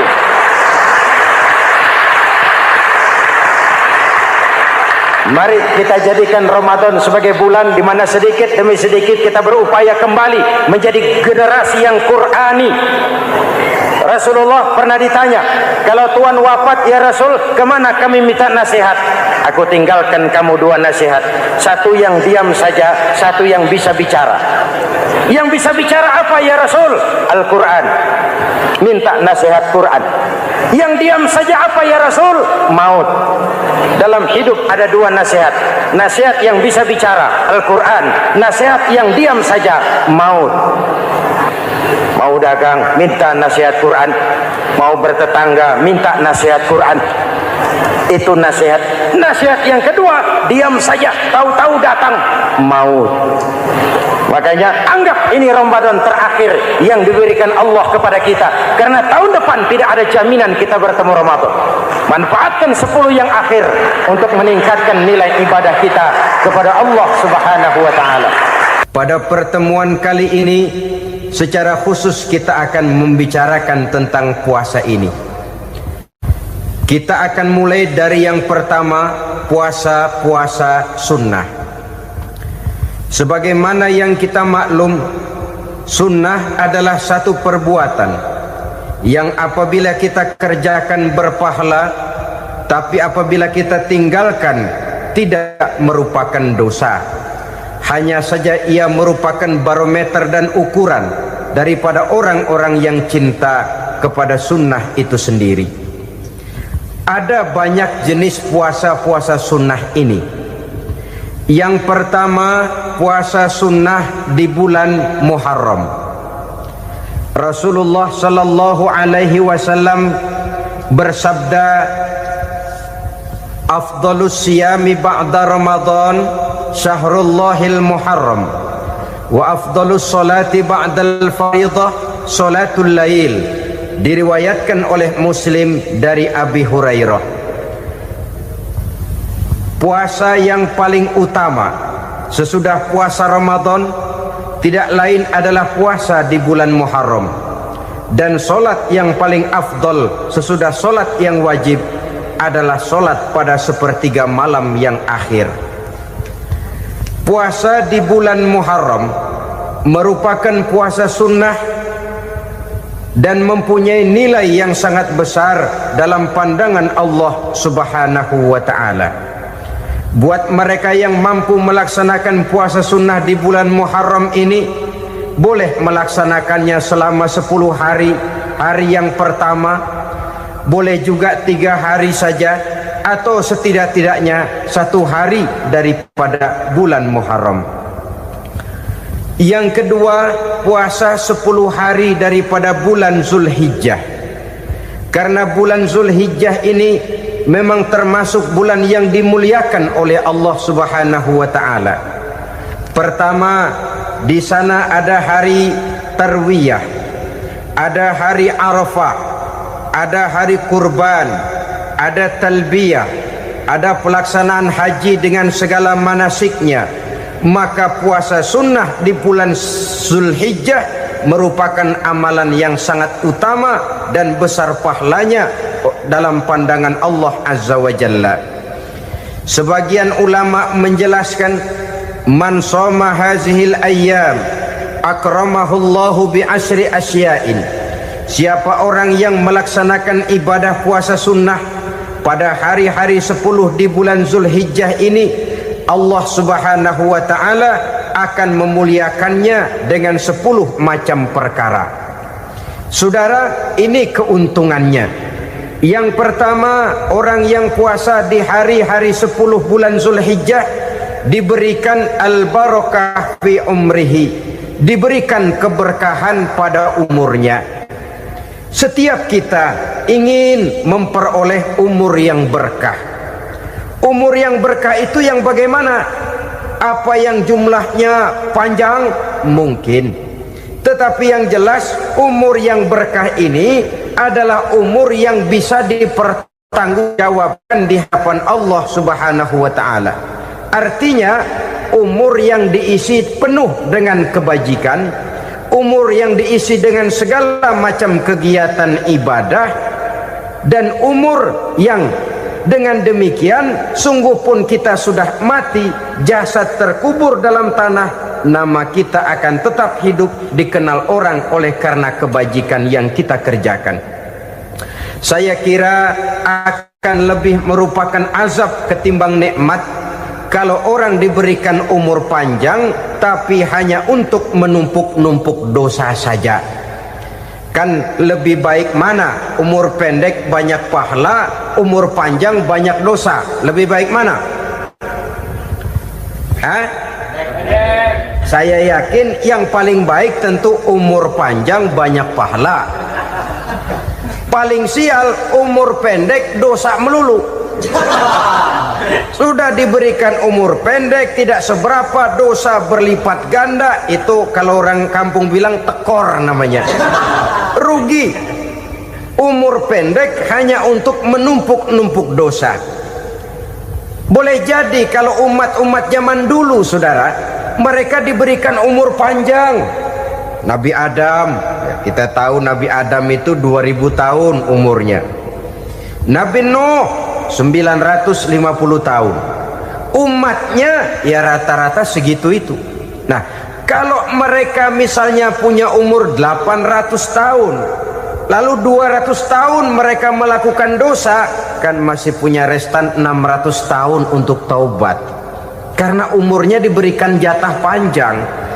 Kita ini oleh Allah Subhanahu wa ta'ala, umat Nabi Muhammad ini umurnya pendek-pendek. Kalau nyontoh Nabi 63 tahun saja. Kalau diberikan 70 tahun umur kita sekarang, itu sudah dapat jatah lebih 7 tahun.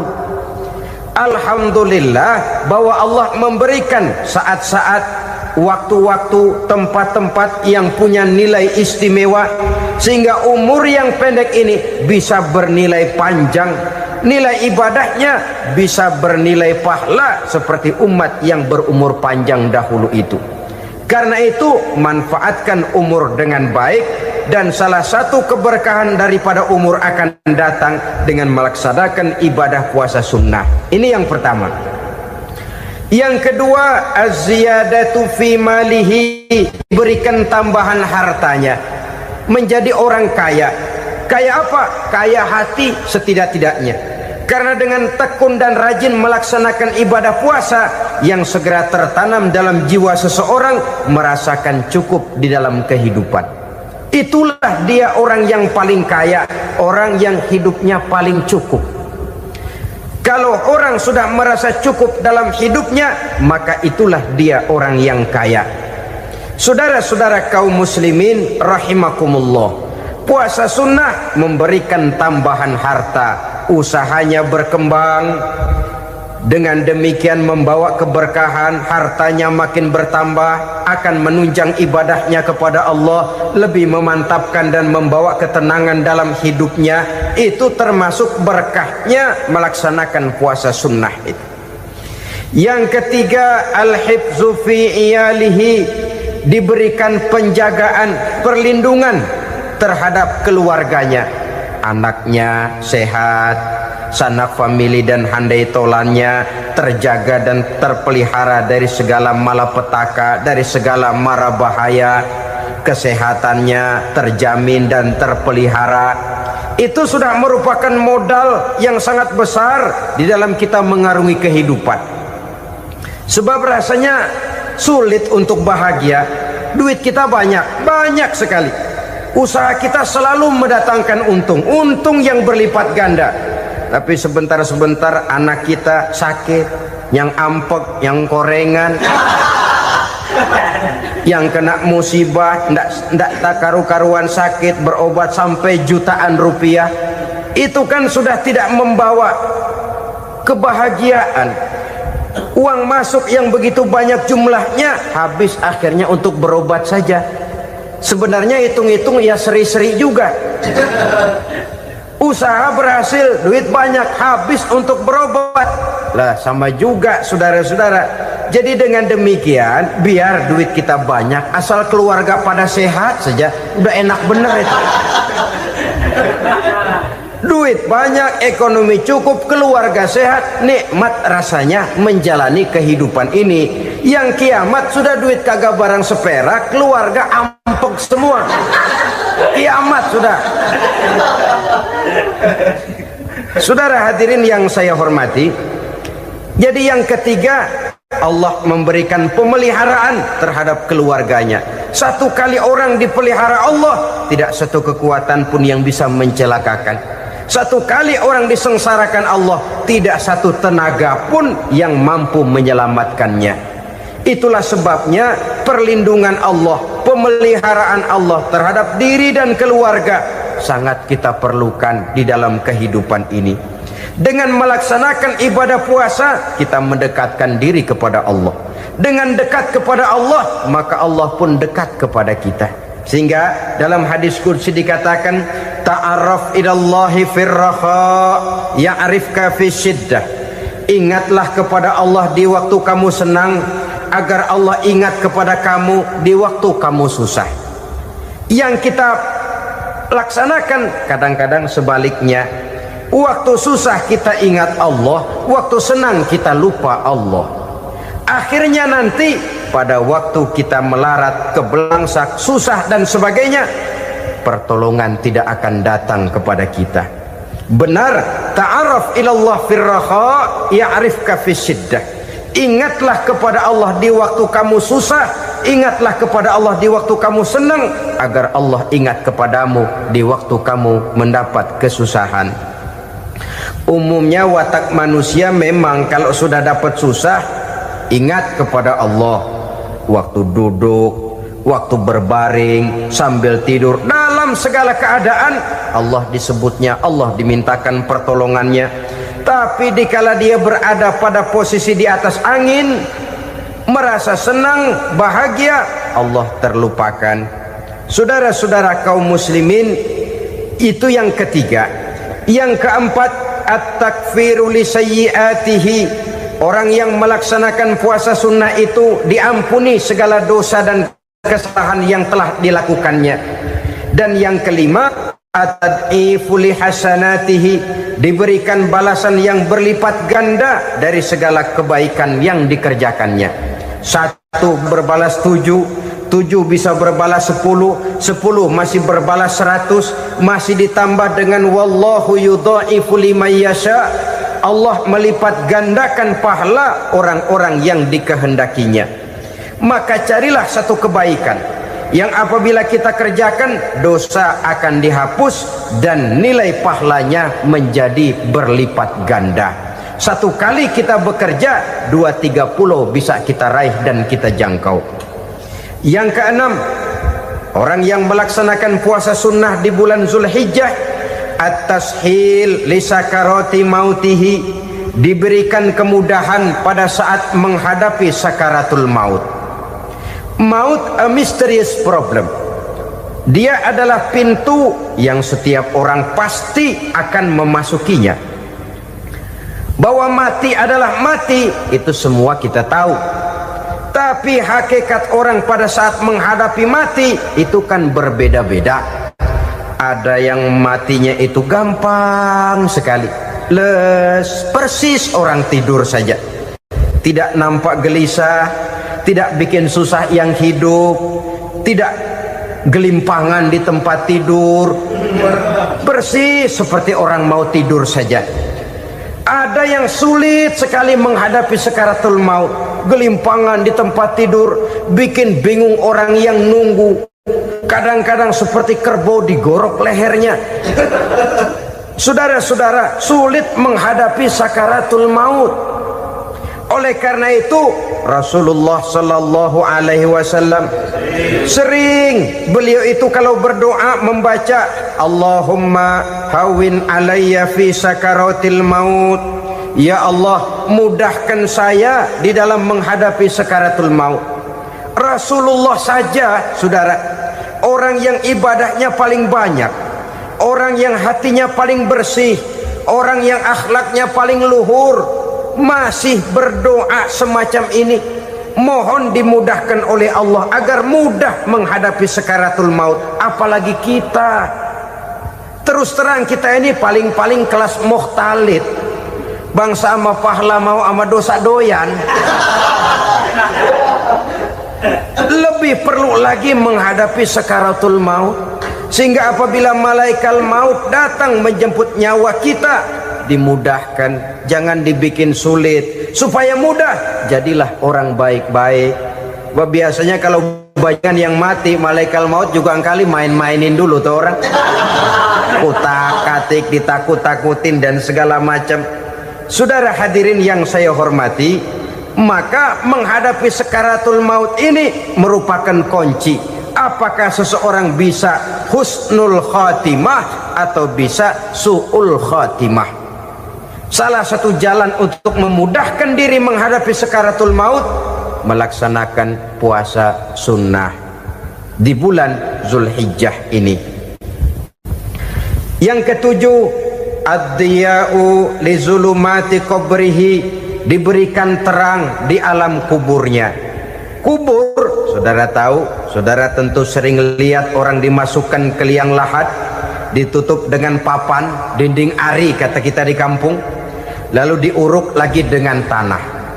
Dalamnya liang lahat, gelapnya liang lahat, gelapnya diuruk dengan tanah, gelapnya di dalam kubur, 3 gelap yang menjadi satu. Bapak moyangnya gelap.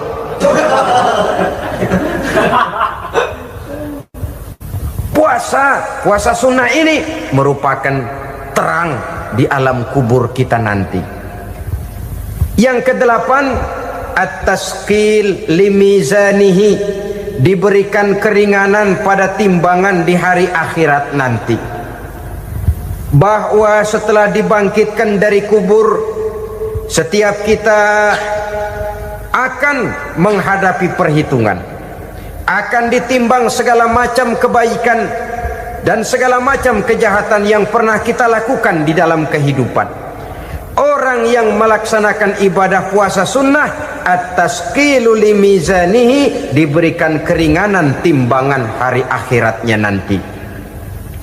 Yang kesembilan, an-najah minal bala, diberikan keselamatan dari segala macam bencana. Dan yang ke-10, as-su'ud ala darajatihi, diberikan ketinggian, naik derajatnya, derajat di dunia, lebih-lebih lagi derajat di akhirat nanti. Ini keutamaan yang diberikan Allah Subhanahu wa ta'ala kepada mereka yang melaksanakan ibadah puasa 10 hari di bulan Zulhijjah menurut penjelasan sebagian dari para ulama kita. Jadi setelah puasa Muharram ada lagi puasa Zulhijjah. Kemudian puasa sunnah yang ketiga, puasa sunnah pada hari Senin dan hari Kamis. Apa sumber hukumnya? Diriwayatkan oleh Imam Muslim dari Abi Qatadah, Rasulullah sallallahu alaihi wasallam ditanya tentang puasa pada hari Senin. Kenapa Rasul melakukan itu? Beliau menjawab, zalika yaumu wulidtu fihi wa yaumu bu'istu au unzila alayya fihi. Hari Senin itu adalah hari di mana aku dilahirkan dan hari di mana aku dibangkitkan. Wahyu pertama turun kepadaku pun pada hari itu. Maka sunnah melaksanakan puasa pada hari itu. Adapun hari Kamis, ada hadis yang diriwayatkan oleh Imam Turmuzi dari Abi Hurairah, Nabi bersabda, tu'radul a'malu yaumul isnaini wal khamisi fa uhibbu ay yu'radu amali wa ana sha'im. Disetor amal setiap manusia pada hari Senin dan pada hari Kamis. Maka aku ingin, kata Nabi, agar pada saat amalku disetor itu aku sedang puasa. Jadi malaikat itu menurut riwayat ini mencatat dan menyetorkan catatan amalan seseorang pada hari Senin, hari Kamis. Tiap hari Senin amalan kita disetor oleh malaikat. Catatan terakhir tentu yang sedang kita kerjakan, sehingga yang masuk daftar, saya tinggalkan orang ini, dia sedang puasa. Karena naik catatan amalnya pada hari Senin.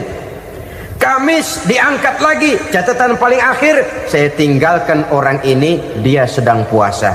Itu makna fa uhibbu ayyurada amali wa ana shaim.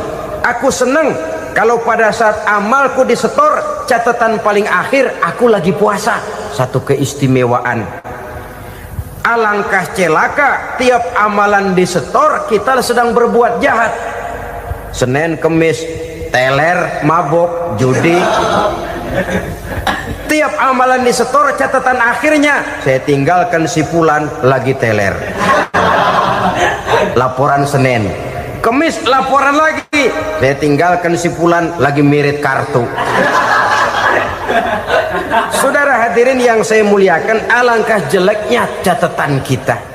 Oleh karena itu sunnah puasa pada hari Senin dan hari Kamis. Ini amalan sunnah, saudara-saudara.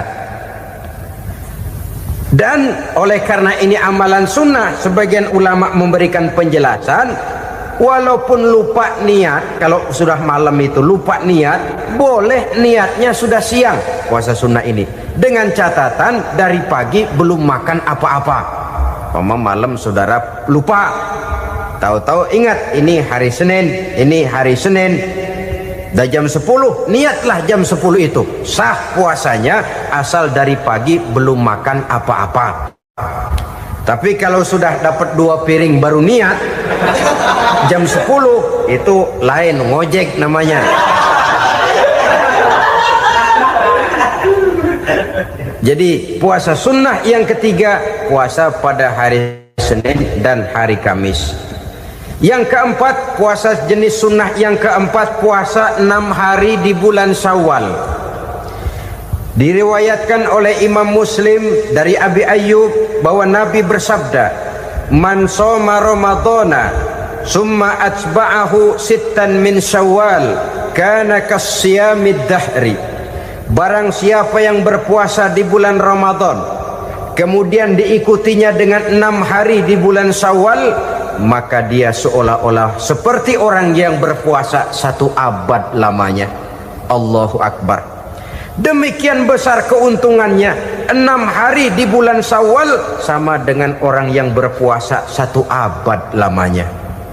Ini fadailul a'mal, saudara-saudara.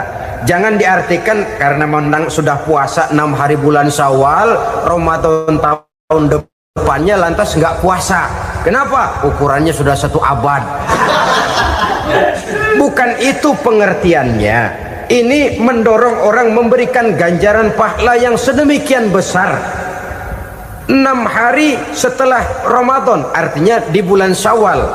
Tidak pada hari pertama Syawal karena haram hukumnya berpuasa pada hari fitri itu. 6 hari di bulan Syawal. Tinggal lihat yang mampunya saja. Boleh berurutan, boleh tidak berselang-seling, boleh. Asal saja jumlahnya 6 hari selama masih bulan Syawal itu. Hari ini 3 hari lagi, 4 hari lagi, diselang-seling atau berurutan, itu juga lebih baik. Puasa sunnah 6 hari daripada bulan Syawal. Kemudian yang kelima, puasa sunnah 3 hari pada setiap bulan. 3 hari pada setiap bulan. Diriwayatkan oleh Imam Bukhari dan Muslim dari Abi Hurairah.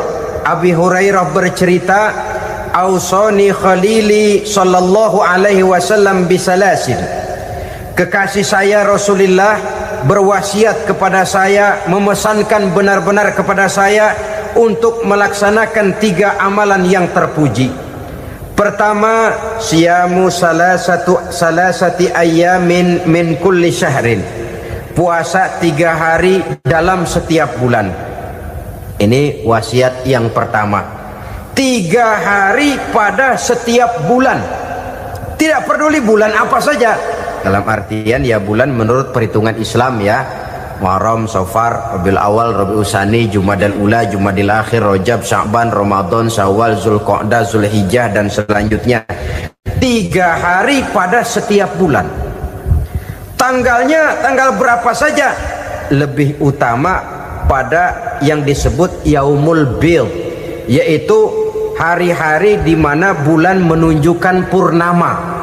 Tanggal 13, tanggal 14 dan tanggal 15 pada setiap bulannya itu disunahkan melaksanakan puasa. Itu wasiat pertama, puasa 3 hari pada setiap bulan. Wasiat yang kedua, waraqatai duha, melaksanakan sholat duha sekurang-kurangnya 2 rakaat. Itu wasiat yang dipesankan benar kepada saya, kata Abi Hurairah. Pertama, puasa 3 hari pada setiap bulan. Yang kedua, usahakan jangan meninggalkan 2 rakaat minimal daripada sembahyang duha. Kita tahu sembahyang duha itu sembahyang sunnah di waktu pagi seketika matahari naik sepenggalahan.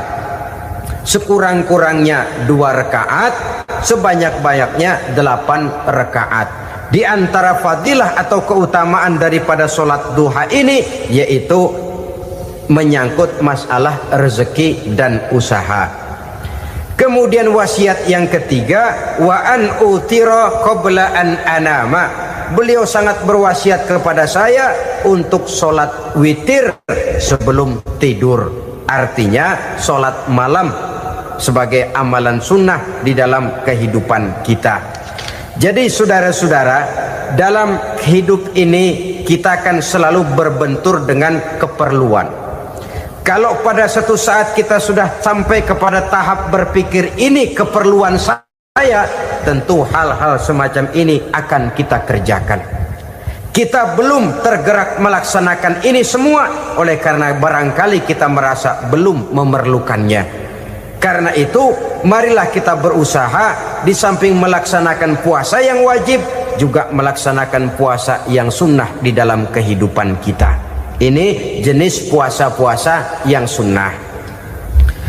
Kemudian yang kedua, ada macam puasa yang disebut puasa nazar.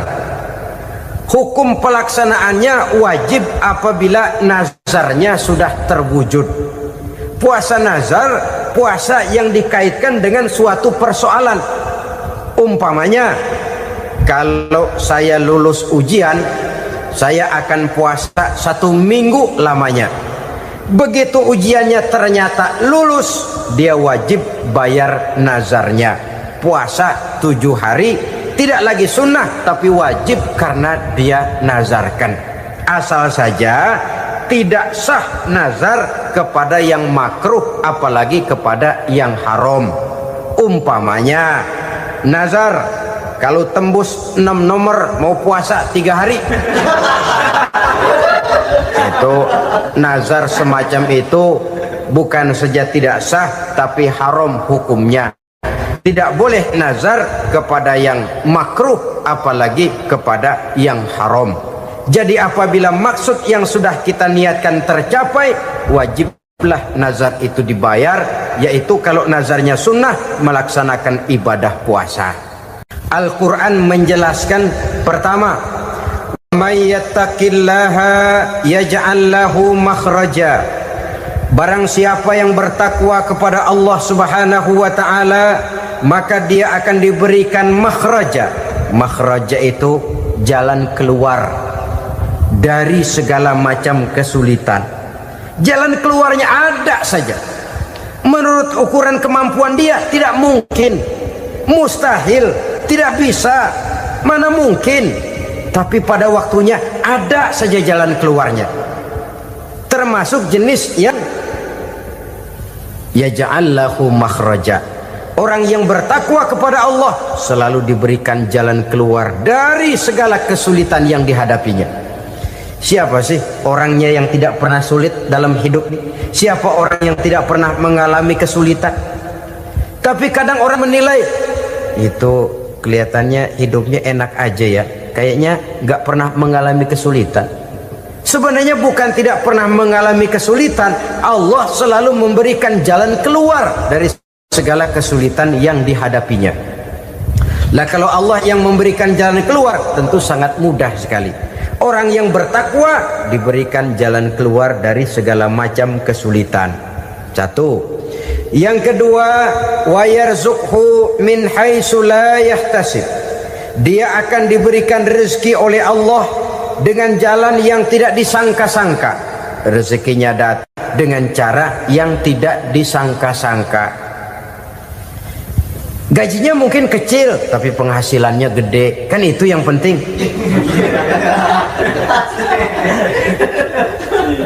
Gaji dan penghasilan kan lain tuh. Boleh jadi gaji kecil asal penghasilan gede, kan nikmat hidup itu. Nah, penghasilan ini ada yang bisa kita perkirakan. Bisa kita perkirakan. Misalnya gaji itu tadi. Kalau saya kerja, gaji saya begini. Ada rezeki yang masuk jenis min haitsu la yahtasib. Tidak kita sangka-sangka, tidak kita duga-duga, tahu-tahu ada saja rezeki. Datang orang bawa persoalan yang mendatangkan hasil. Sebab rezeki, jodoh, maut memang seperti bayangan. Kita uber-uber dia lari, kita diem dia diem.